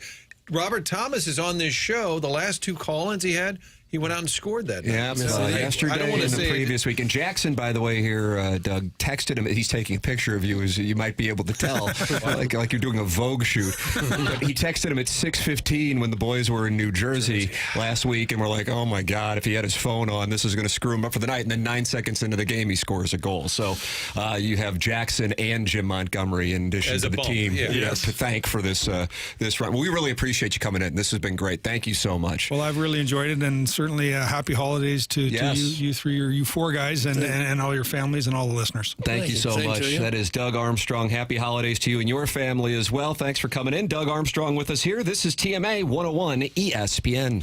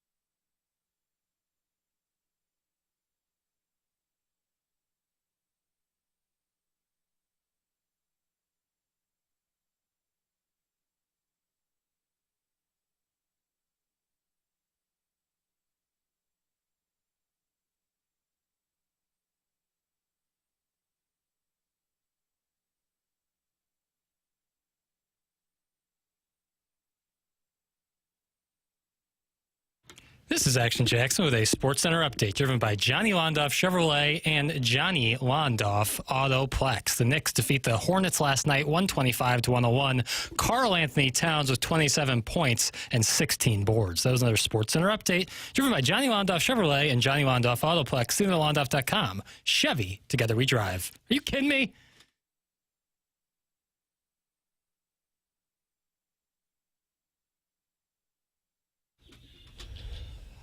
I got 5 on it? I guess I do. Mm-hmm. This is the jam, I've decided. Oh, yeah. Welcome back to TMA. It's 101 ESPN. Shows presented by Brown and Crouppen. Tim McKernan, Doug Vaughn, Martin Kilcoyne, Jackson Bennett, Burkett, Chairman Kurt, Doug Armstrong with us for the first, 3 segments of our 9 o'clock hour here on the program. I'm a little uncomfortable looking at the Air Comfort Service text inbox because it's a bunch of compliments. People loved that interview. They don't necessarily love us as much, but they love Doug Armstrong. I mean, that guy is beloved in St. Louis. If you look at the text inbox, boys, you will see people raving about him. That interview was amazing from the 636. That was fantastic from the 646. Where's the 646? Suck it, Piddles. That's from the 573. Just kind of a non sequitur. See. And then somebody, 636, I couldn't be happier that Steen is learning from Army. This guy is a dog. Really proud he is the GM of our team. I mean, people just loving what he had to say. And there's no errors about it. This is what he thinks. This is what he has to say. And I think people appreciate it. It's mixed in with some self-deprecation, some self-awareness, and he's going to shoot you straight, and I think people appreciate that. That's the bottom line. Well, it was hard for me not to show him my fantasy team and ask him to make a move or two. I think that would be really cool to do, though. Yeah. To have him make a move for me. Yeah. But you asked him if he had a fantasy team. Yeah, don't you think he'd be good? Would be a little odd if all of a sudden the opposing player gets the game-winning goal and he goes, yes! And like, oh, sorry, that was for my fantasy team. He could get on DraftKings or something and do this and probably do really well.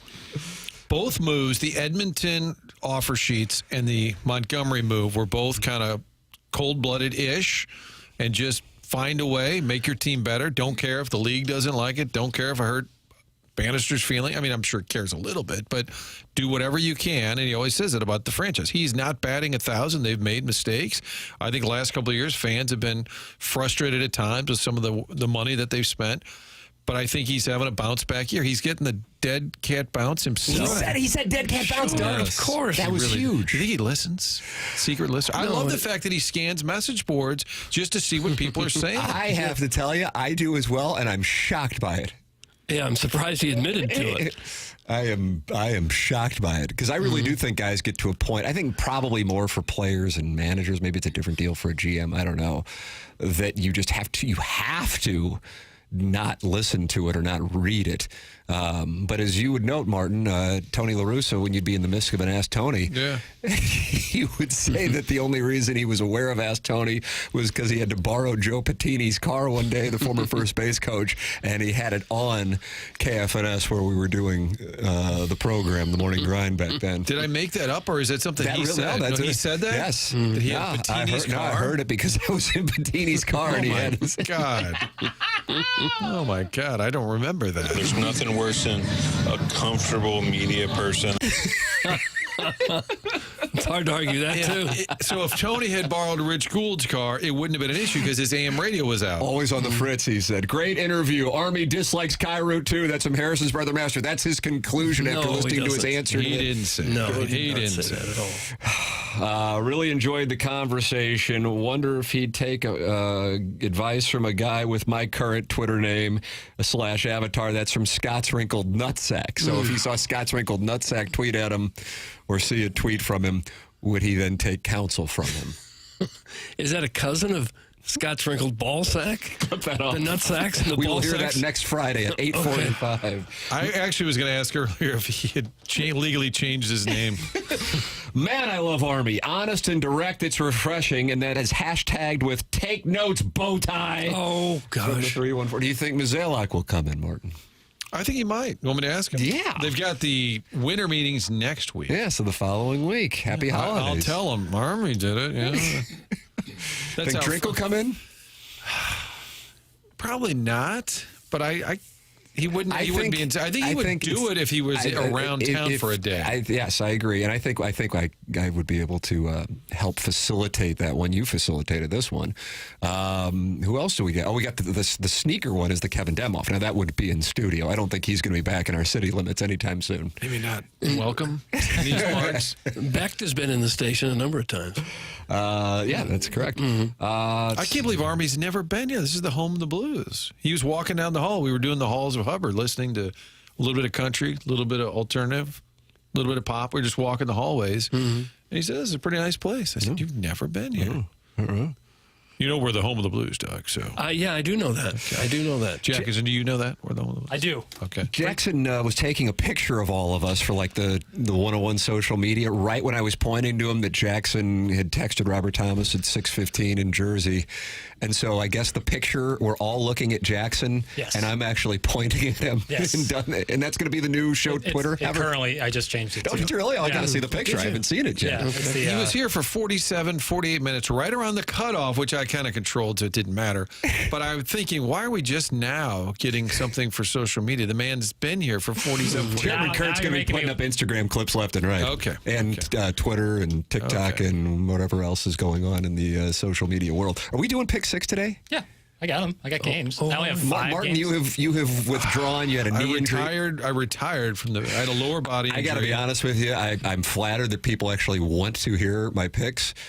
On these games, I don't have anything because I have no idea on this weekend. I have no clue which way to go on anything on any of the games. Not a clue, truly. I mean, I'm happy to pick them. Sure. You know, we're just playing slap and tickle anyway. That's but right. there's no way to really, from my standpoint, any way to really gauge motivation. You know, in the home and the night game, all those factors that I just don't see it this weekend. But we'll have it. And then Martin, I know you have to continue onboarding coming up. Army and I are going to go talk about fantasy hockey. That's right. Yeah, you're going to put a team together and take out Doug. Design Air is the sponsor of our email today. You can send yours in. Design Air Heating and Cooling, the morning after at InsideSTL.com.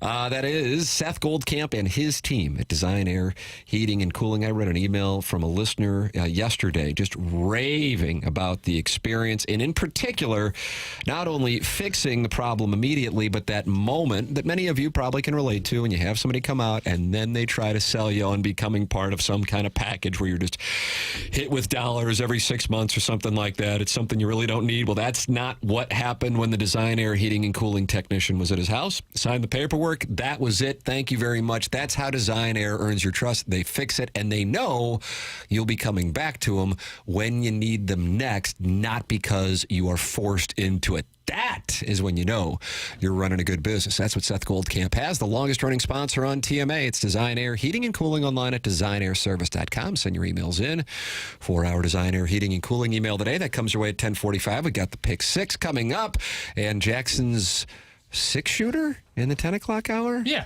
we're going to go to a little bit of that. Now, why do we call it a 6-shooter? It used to be because it was 6 questions, but now it's just because everyone knows it by that name. I see. Yeah. Okay. It's got Everyone knows it by that name. It's true. It's true. Ladies and gentlemen, this program is The Morning After. It airs on 101 ESPN.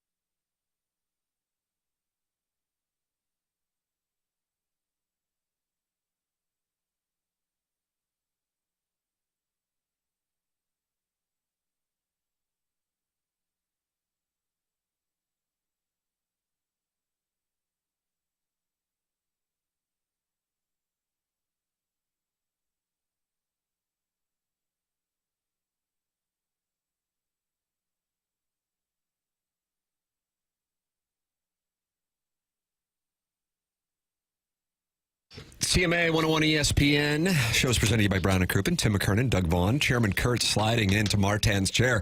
Was running back from down the hallway, getting some water and my delicious protein shake to keep my body tight and rewarding. And I saw Martin sneaking out, and I said, he's bolting before pick 6. Yeah, he's scared. Don't be scared. I got to be honest with you. I'm not saying to fade me this week. I just don't have a read on the thing. Well, it's tough to question the motivation of each and every team and where they're, like, for some, like the Arizona State, Iowa State game, obviously both those teams are going to be going all out to try to get a spot.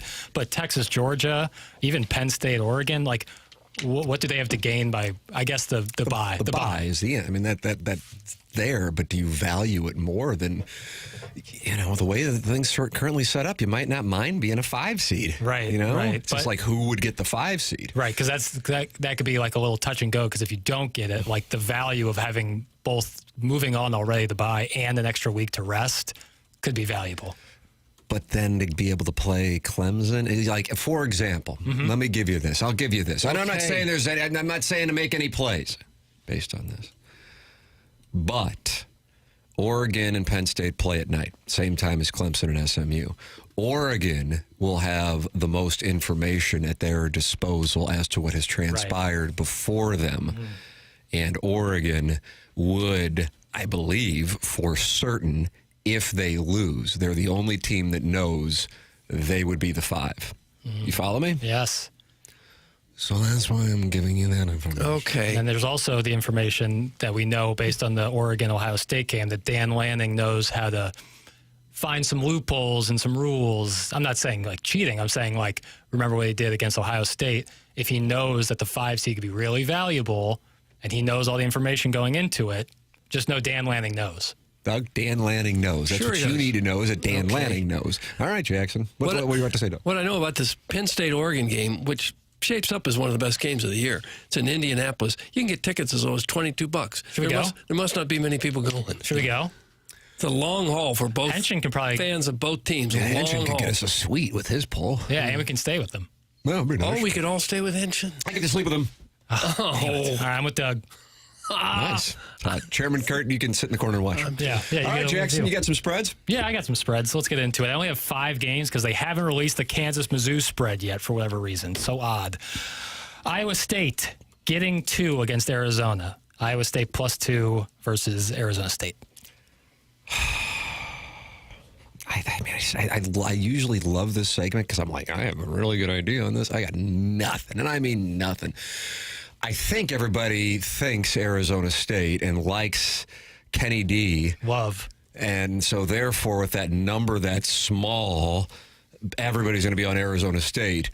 And therefore, I take Iowa State. Fading the public. All right, Doug, what do you like? I like Arizona's inside game. I like their outside game. Okay. So I'm going to go with Arizona State. Chairman Kurt, you're picking for Martin. All right. I'm going to go with the Sun Devils as well. All right. I'm riding my guy Kenny D till the wheels fall off, so I'm going with Arizona State. I'll start the next game. UGA getting 3 against Texas. That's a 3 p.m. start. I will take Texas to do it to them again. I'll take Texas -3. Chairman? I think Texas is going to be pissed off about not having Bevo there. I'm going to take the Longhorns. This is quite an algorithm you have. And Bevo weighs about 1,800 pounds? I think 600 is what Jackson said. Give or take. All right. In between them. Oh, you guys are Ranger Rick. You looked it up and it said 1,800. Yeah, 1,800. Okay.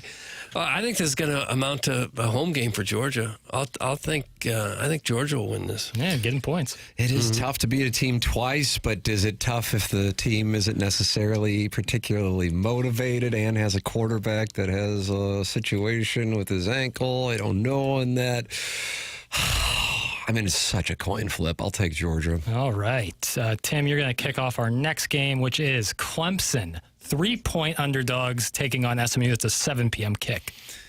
This one actually does matter. It does.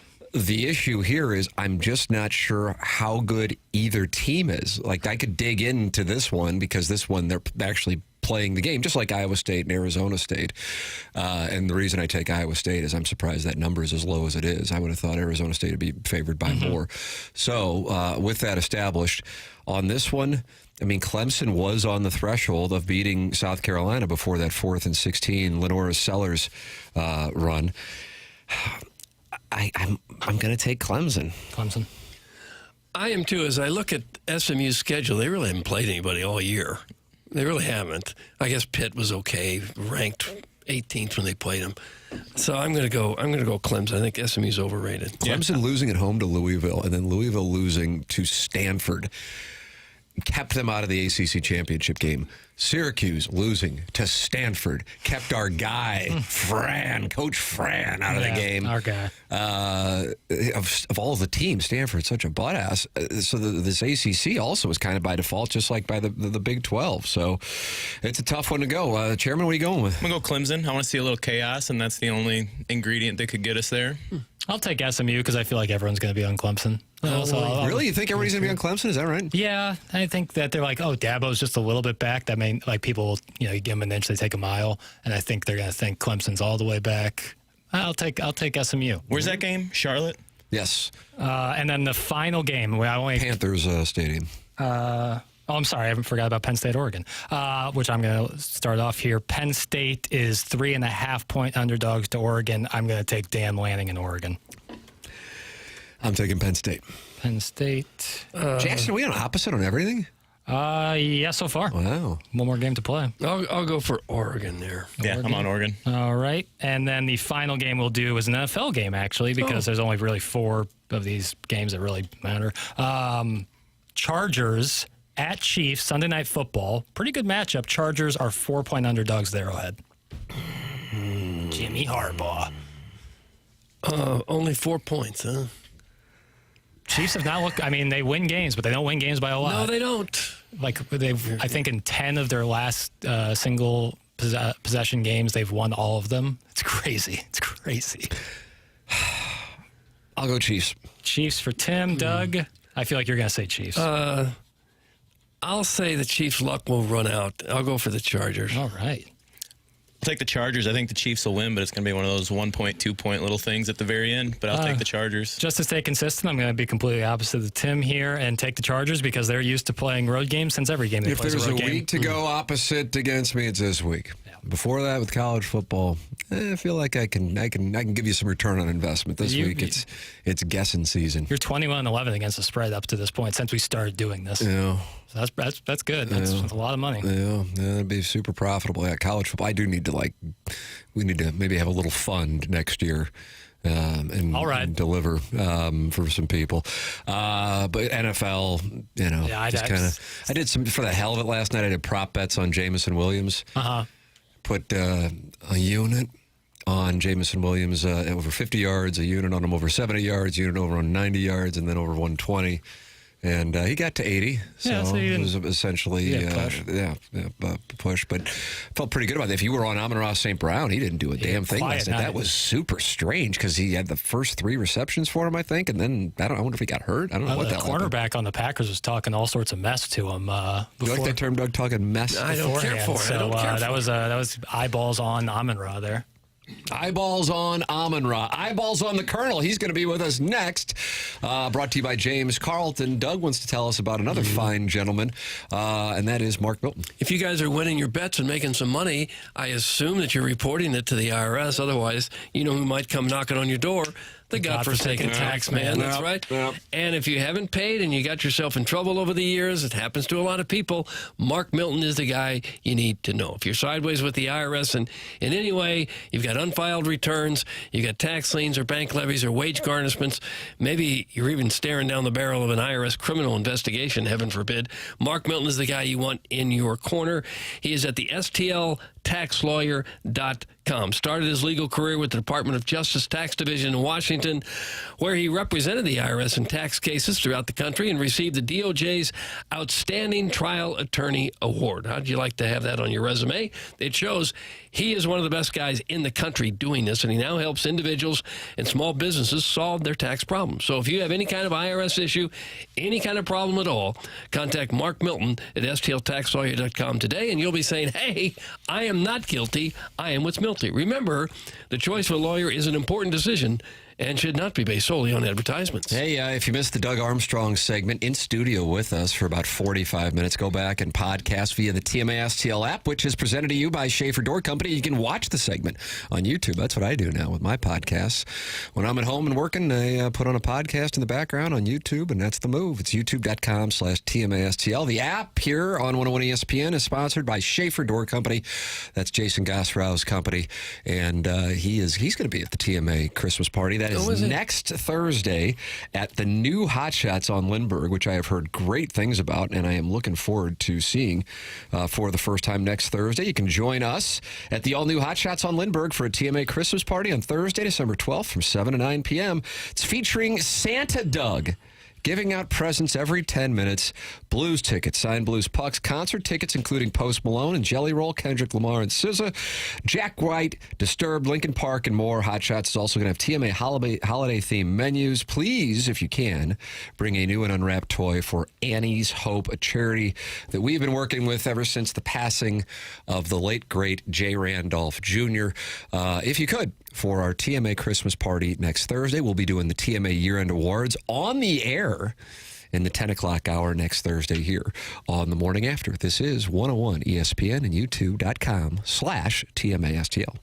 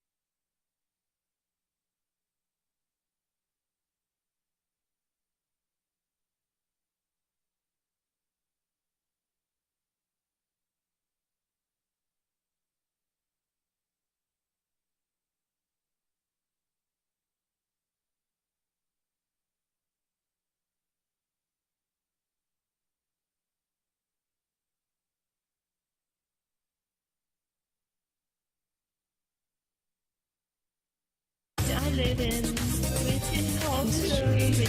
It is called Missouri. Missouri is where I live. Oh. Too early.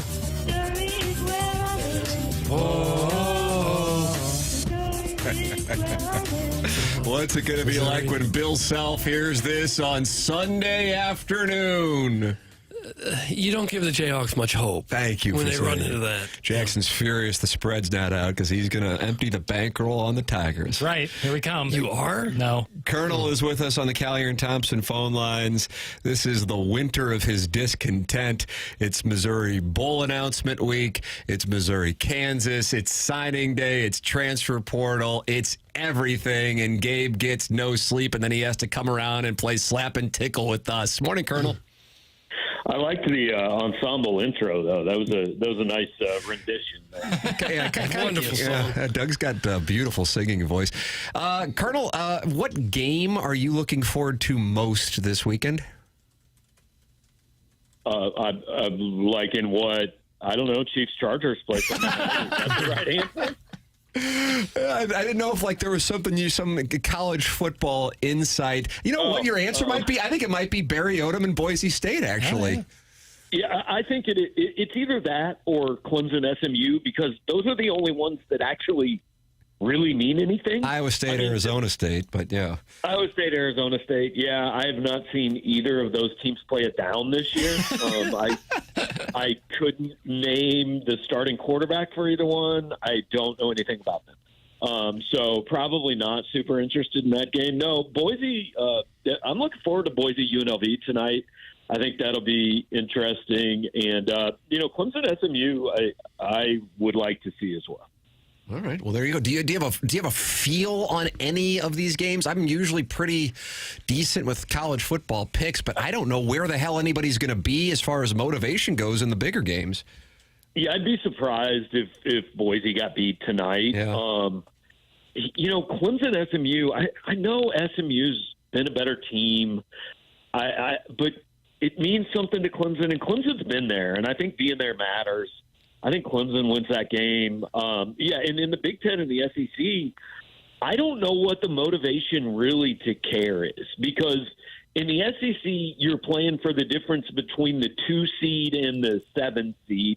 I mean, if it works out that way, honestly, they're probably just playing each other again in 3 weeks because I think Notre Dame will be 5, the Big Ten loser will be 6, the SEC loser will be 7. And so, if Oregon, I think the Big Ten winner is 1. So that means the SEC winner is 2, and the SEC loser is 7. And I'll be really interested to see if the committee would maybe shift that around a little bit to avoid part 3. Yeah, I'm of the opinion that if Penn State were to win, they're 3.5-point underdogs in Indianapolis tomorrow night against Oregon, that would assure Oregon of being 5. And then they have the domino effect there. Fair. That's fair. Oregon's 5, Georgia or Notre Dame's 6, yes. And the SEC loser 7. Yes, that's. Either way, you're looking at because I think Penn State goes to 1 if they beat 1. I would imagine with their only loss being the goal line stand game against Ohio State, I think you can certainly make that case. Gabe DeArmond, brought to you by James Carlton every Friday here on TMA. Colonel, how would you summarize for the audience the week that was for Missouri recruiting, and then also what is going on with the portal and potentially Miller Moss? Yeah, it's so interesting. People are so much less. I mean, like National Signing Day, people get excited and people still get into high school recruiting, but it's not the same. I mean, this portal stuff, even the fans who complain about it, like it is like crack for college football fans. I mean, you just mentioned, I will be really sad if Missouri 1 year doesn't take a transfer portal quarterback because it has become, I'm not an NBA fan, but I'll pay attention to NBA free agency. It's almost like its own off season. This is NBA free agency, except every player in the country is a free agent. Yeah. And so it has really taken over high school recruiting. And it's not that high school recruiting doesn't matter, but like Missouri signed 17 guys. If I gave you the over-under of half of that class, so 9 guys finished their career at Missouri, I think most people are taking the under. Yeah. Just the way that it is in 2024. Even the ones who are going to contribute probably aren't really going to contribute for a couple of years. Makes it hard to know what your team is, who the players are. You really got to keep up at this point. No, it is difficult, and you can get a 50% off subscription at Power Mizzou if you're. That's how you keep up, Doug. Okay. That's how you keep Set up. them up nicely for that. That was a beautiful weave. But it's hard. But the other thing it does is, like, every season now, like, there's no reason that you don't have hope going into next year. In the past, I mean, if you were 4-8, you knew you were looking at, 2, 3, 4 years before you could really play for something. Now that's not the case. If you were 4-8, you got a bunch of kids on your team that you tell they aren't good enough to stick around. You go get better kids, and you might be Indiana next year. Same thing if you're undefeated like Florida State one year and then one of the worst teams in the nation the next. And Missouri basketball, right? They went from second round of the tournament to awful to, I mean, I don't know what they're going to be this year, but better than last year at least. Colonel, I am curious what you are hearing with regard to the quarterback situation. Haynes King got a lot of attention a week ago with that game against Georgia, the Georgia Tech quarterback. And is he in the portal? I'm reading on PowerMizzou.com, not from you, but a poster said Haynes King is in the portal. Okay. And then, of course, you were talking to him earlier this week. I guess that was either yesterday or 2 days ago. Your sources on Miller Moss and Missouri's interest, along with Michigan's and Louisville's. What can you tell us on the Missouri quarterback transfer portal watch? Yeah, he posted this morning. Miller Moss will be in Columbia early next week. I think it's Tuesday. I don't know the exact day, but early next week on a visit to Mizzou. He is also currently planning to visit Louisville next week. Now, for Missouri's purposes, it would be fantastic if he didn't make that visit. He's pretty clearly the top target. Monday's the first day you can bring visitors on campus, and he is going to be on campus early next week. So that tells me he's their top guy. And these transfer visits aren't like high school visits where, come see the campus with mom and dad, do academic stuff. We'll give the kids some money to take you out to wherever you might want to go out at night. Now, this is very much the business of football and NIL. It's a transactional deal. They come in, they want to know about the program, they want to see the playbook, they want to know the roster, and they want to know what you're going to pay them. And if you agree on all those things, a lot of these transfers never take a second or a third visit. Some of them do, but a lot of these guys kind of have a pretty good idea. Hey, if I go to the first place and I like it, and everything lines up with what they told me, then let's go ahead and get this done. That would be the goal, I think, with Miller Moss.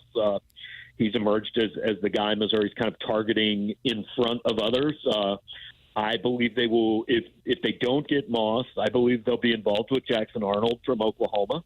I think there are probably some other guys out there as well. Whether Haynes King's one of them or not, I don't know.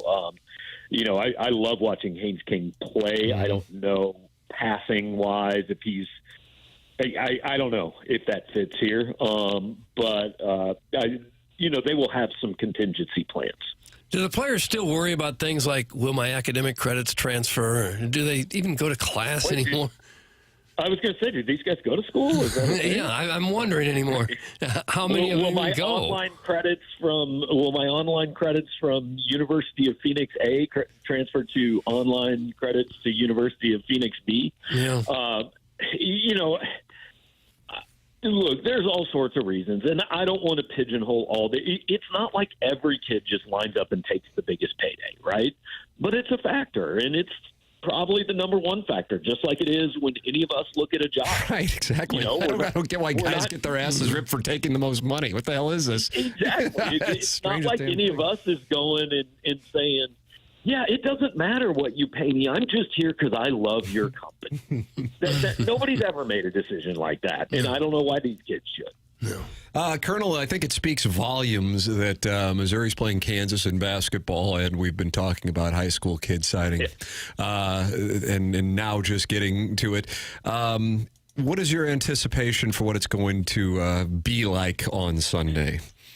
When they came here 2 years ago, I was I was so looking forward to it. And the 90 minutes before tip-off were cool. They were fun, and everybody was fired up and all that. And then the game started, and it was pretty much awful about 6 minutes in. But the other thing is it's just not the same as it was when, like, you and me were watching, T. Lee and D.B. Ray beat Paul Pierce and Ray LaFrance, right? It's just not. It's not the same because it's this one-off thing. It's closer. It's a little closer to what bragging rights always is, which is a game that, hey, you're really excited about, and it's a big deal. I know some people will get offended by me saying that. And look, Kansas is still obviously a big rivalry. You want to win, all that. But it is different now that they're not in the same league. And Missouri's got to be competitive at some point during this series, or I don't really see any appetite for continuing it. I mean, if you're just going to schedule a 25-point loss every year, I don't know what the point is. So Missouri needs to give themselves a shot in this game. Just be in it with 8 minutes left, and then you take your chances. Do they have any chances? Yeah, I mean, Kansas just lost by 13 at Creighton. Now, Creighton's a good team, obviously. But, look, I have seen worse Missouri teams than this beat better Kansas teams than this. And I think Kansas is good, but I don't think Kansas has elite, like, Duke-level talent. I don't know that they have Auburn-level talent. They're a really good team of 3 and 4 year college guys led by, but the best coach in college basketball. And so – but, yeah, they're beatable. I mean, Creighton just proved it. You're going to be at home. I'm interested to see kind of what Missouri's, what they come out looking like, because Bill Self has proven since this series restarted, he will have his guys up for this game. He will have them ready for this game, and they will understand what this rivalry means. Do you feel like? I'm sorry. Do you feel like in the big picture, the jury is still somewhat out on Dennis Gates, whether he's the coach that did such a great job in his first year, or the one that led a winless team in the SEC last year? Completely. Yeah, it's completely out. I mean, right now, I think the overwhelming sentiment is negative, but that's because of the most recent. I mean, if it had been reversed, he went 0-19 and then he won 24 games, it would be positive. It's just that's the most recent taste. But I think Sunday's big for Gates. I mean, look, if he could beat Kansas, obviously it's huge. But what I want to see is, like, they've got media day in an hour and a half or something like that. And I would like to see some acknowledgement that this isn't just another non-conference game, that he has an understanding that this means more to his fan base and to the people who have grown up with this thing and watched it for a long time. Because the last couple of years, it was just kind of like, yeah, they're the next team on the schedule and they're really good. I'm not saying he has to come out and, throw curse words Bill Self's way or any locker room material, but I would like to see an acknowledgement that this isn't just like playing cow on Tuesday night. Oh, I like that. Playing cow on Tuesday night. Gabe DeArmond every Friday here on TMA, brought to you by James Carlton. Colonel, appreciate it. We'll be monitoring Power Mizzou for the latest on the quarterback transfer portal, Missouri-Kansas basketball, and the college football conference championships this weekend. Appreciate it, man. Sounds good, guys. Have a good one. Thanks, Gabe. That's Gabe DeArmond here on TMA 101 ESPN and the TMA STL YouTube channel. Do you want to support the EDF Group as a sponsor of TMA? It's real simple. Do you have a fire extinguisher where you work? The answer is yes, you certainly do. So please email the EDF Group at fire@theedfgroup.com so a technician can come out and explain to your team how the EDF Group can save your company money. Again, that email address is fire@theedfgroup.com. The EDF Group is hot and will prevent your facility from having hot fires. Experience the EDF Group difference. Learn more at theedfgroup.com. Send your emails in. The Design, Air, Heating, and Cooling email today is coming your way at about 10:45, 10:50 in that range. Then BK and Ferrario at 11 o'clock. This is the Morning After on 101 ESPN, presented to you by Brown & Crouppen.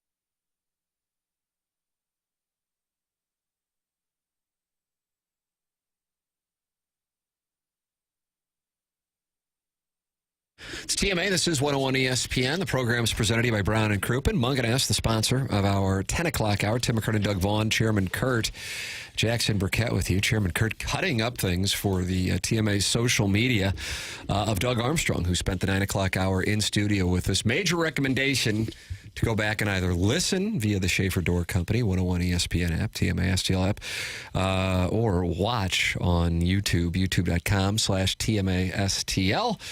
And there's also the 101 ESPN YouTube channel. And we welcome you to enjoy the program anytime you want. You can podcast like the Dickens. PLTD. Jackson, what do you, as a young man in St. Louis? Sure.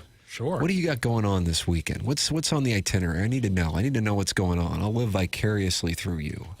So this weekend, not much. Tonight, not probably doing much of in anything. Boise State, Yes, UNLV. hanging out. Probably putting $1,000 on the over, I would guess. Yeah, it's kind of relaxing. Tomorrow, going to do a little Christmas tree shopping, actually. I'm going to go take a look at some Christmas trees with my girlfriend. Ted Drews has got them. Yeah, you Ted better believe it, Jackie Papers. Ted Drews is probably the spot we're going to hit.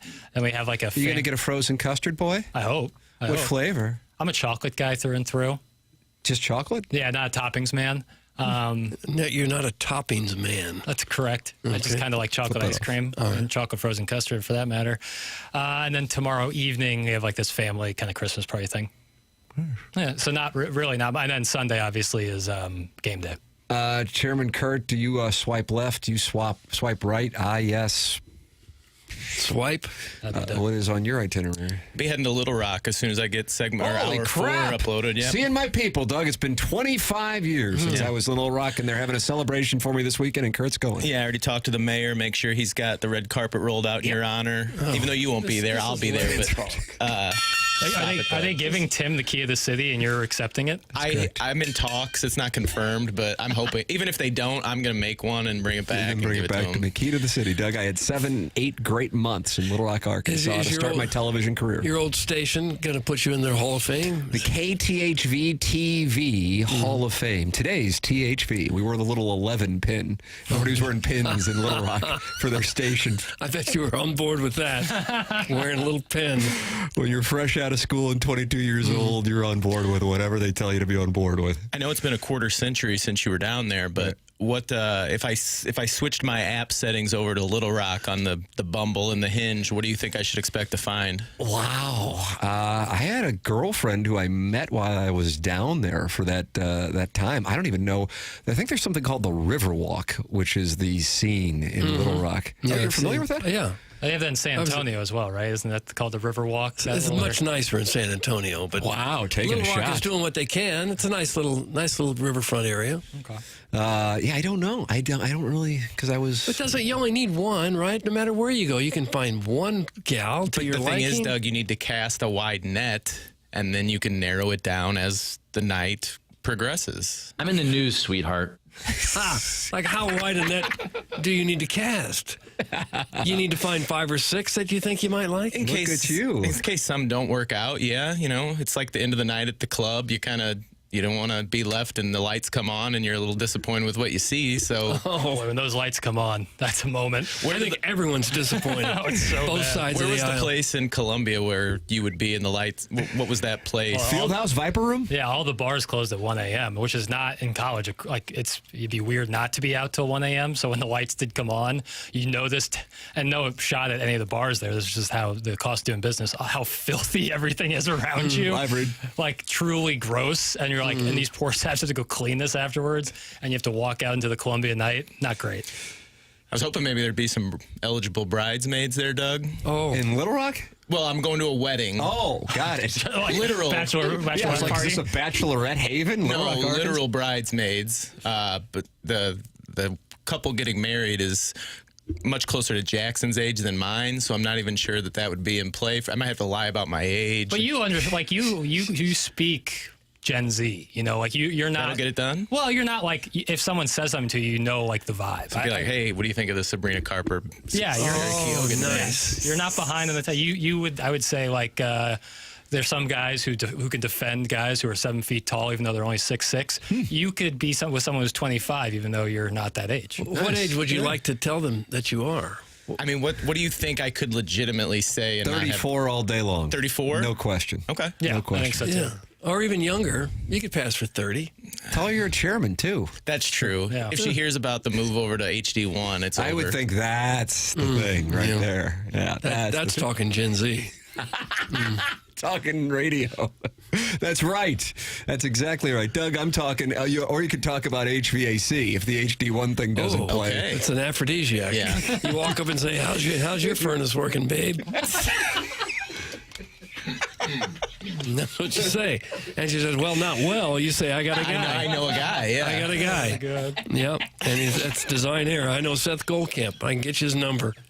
Boy, if that's not a panty dropper, I don't know what is.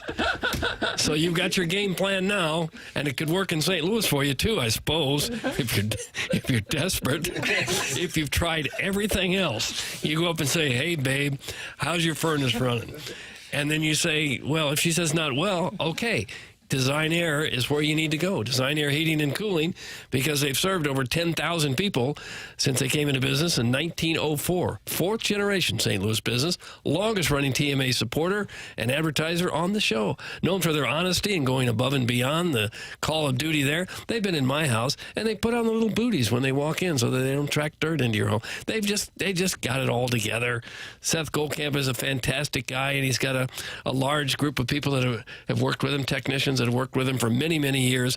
They'll get you taken care of, whether it's routine maintenance or you got a real serious problem. You can give them a call, too, and it's easy to do online. They've got online scheduling now at designairservice.com. That's designairservice.com for all of your furnace and air conditioning needs. Ernie Bjorkman, chairman, is not on board. Nothing cooler than a 40-year-old talking Gen Z and lying about his age wearing a pearl necklace. What a douche. That's from Ernie Bjorkman, I chairman. put it on this morning, Ernie, to make sure I wouldn't forget it. If you're watching on YouTube, you can see the chairman's tribute to Barbara Billingsley. Doug, she played the role of June Cleaver. Yes, it's probably a conversation starter. Yeah, I'm going to wear it. I might go Little Rock? dress shirt, no tie, have this open, little hamburger meat hanging out. Hamburger meat? Pearl necklace Hot. sitting right above it. Hamburger meat? What's that? My goal for this weekend, I don't care how it ends, but I do want to mix in the line, hey, Toots, how's your HVAC? Yes. And then just come back and weave it into a Design Air conversation. And how do you know these girls aren't lying about their age? Oh, I mean, I was going to say I don't care. I do care. But you wouldn't care if she's 35 and she says she's 28. Oh, no, that's fine. Let's just keep it above board. It's like, don't worry, sweetheart, I was lying too. A lot of that goes on. I'll ID them. Ladies and gentlemen, the program is The Morning After. We have the Design Air Heating and Cooling email of the day coming up. This is TMA 101 ESPN.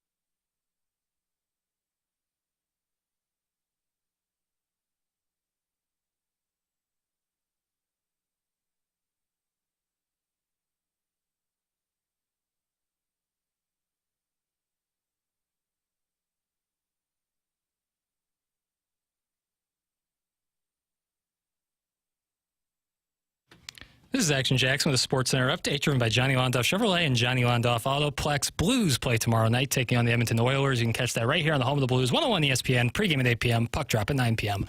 That was another Sports Center update driven by Johnny Londoff Chevrolet and Johnny Londoff Autoplex. Londoff.com. Chevy, together we drive. Are you kidding me?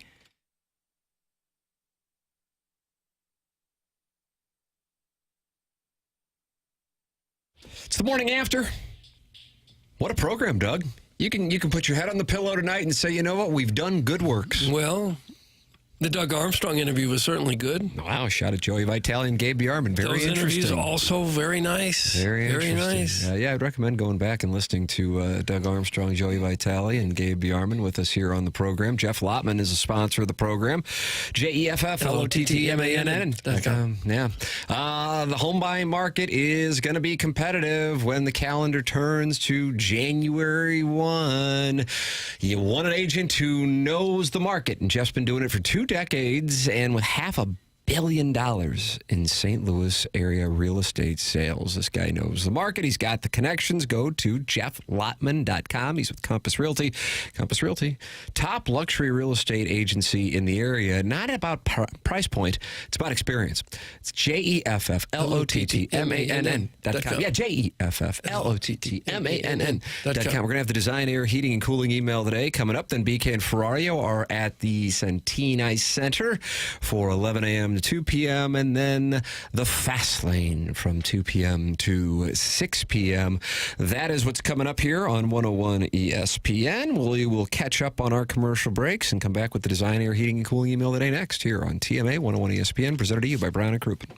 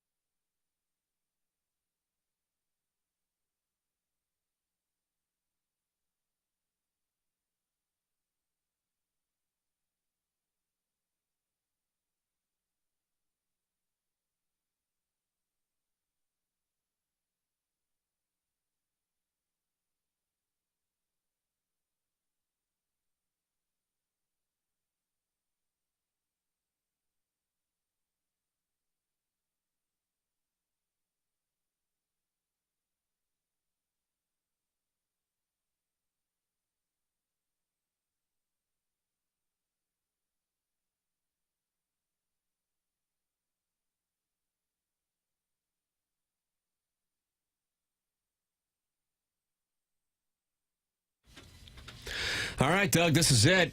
Okay. Last segment for the week. All right, I'm How ready. we finish the show determines the momentum that we have going into next week. We really? You think Monday morning we're going to sit there and say, gee, what do we do Friday at 11 o'clock? Will you be able to sleep well this weekend? Find out now with the Design Air Heating and Cooling email of the day. Ow! Tips for Chairman Kurt's weekend. The first bridesmaid on the dance floor is an easy mark. Newly divorced mom, good to go. Groomsman without a date, might be ready to take a ride to Pingtown. Oh. That's from Promiscuous Paul. What's Pingtown? Doug, what is Ping? I was going to ask that question. Ping Eye 2, an iron that people still play today. Right. Yeah, oh yeah. The first time I met Buck Swope, he told me I was on the Mount Rushmore of TMA emailers. He may have been under the influence, but it was still one of the nicest things anyone's ever said to me. After watching Swope win the 2023 Emailer of the Year, I vowed to bring my A game every single day in 2024 so I could claim the ultimate prize this year. Hopefully winning 3 months in a row in April, May, and June and defeating the frontrunner for Lister of the Year in October's email playoff is enough to push me over the edge.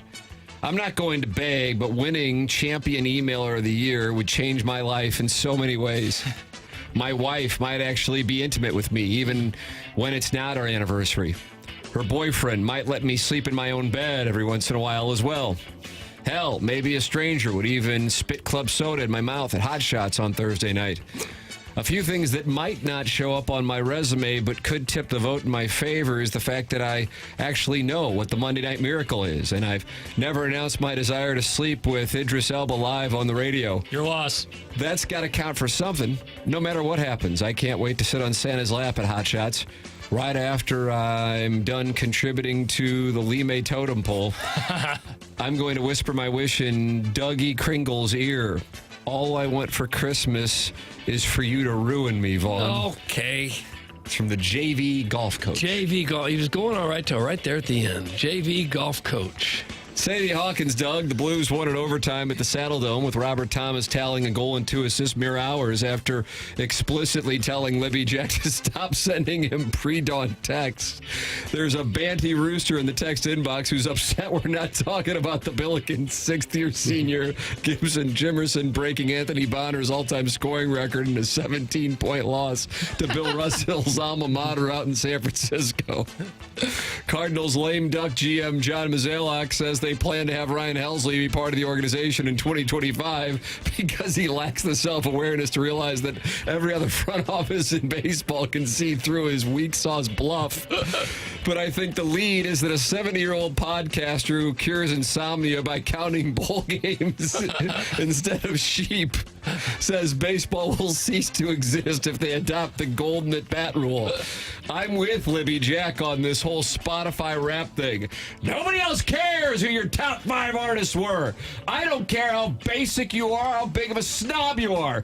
Keep your personal music taste to yourself or to your homeboys. Yeah, for sure. That said, I will say Spotify did let me know that the most streamed sode of Swope's picks in 2024 was number 11, Doug Vaughn's Greatest Rants. That, of course, includes the DMV Tags rant, the original golf coach rant, and Doug parody the T-Mobile debacle where a caller pretended to be a T-Mobile rep and told Doug to remove the OtterBox, then pull down his pant, and, of course, his epic Adrian Peterson rant.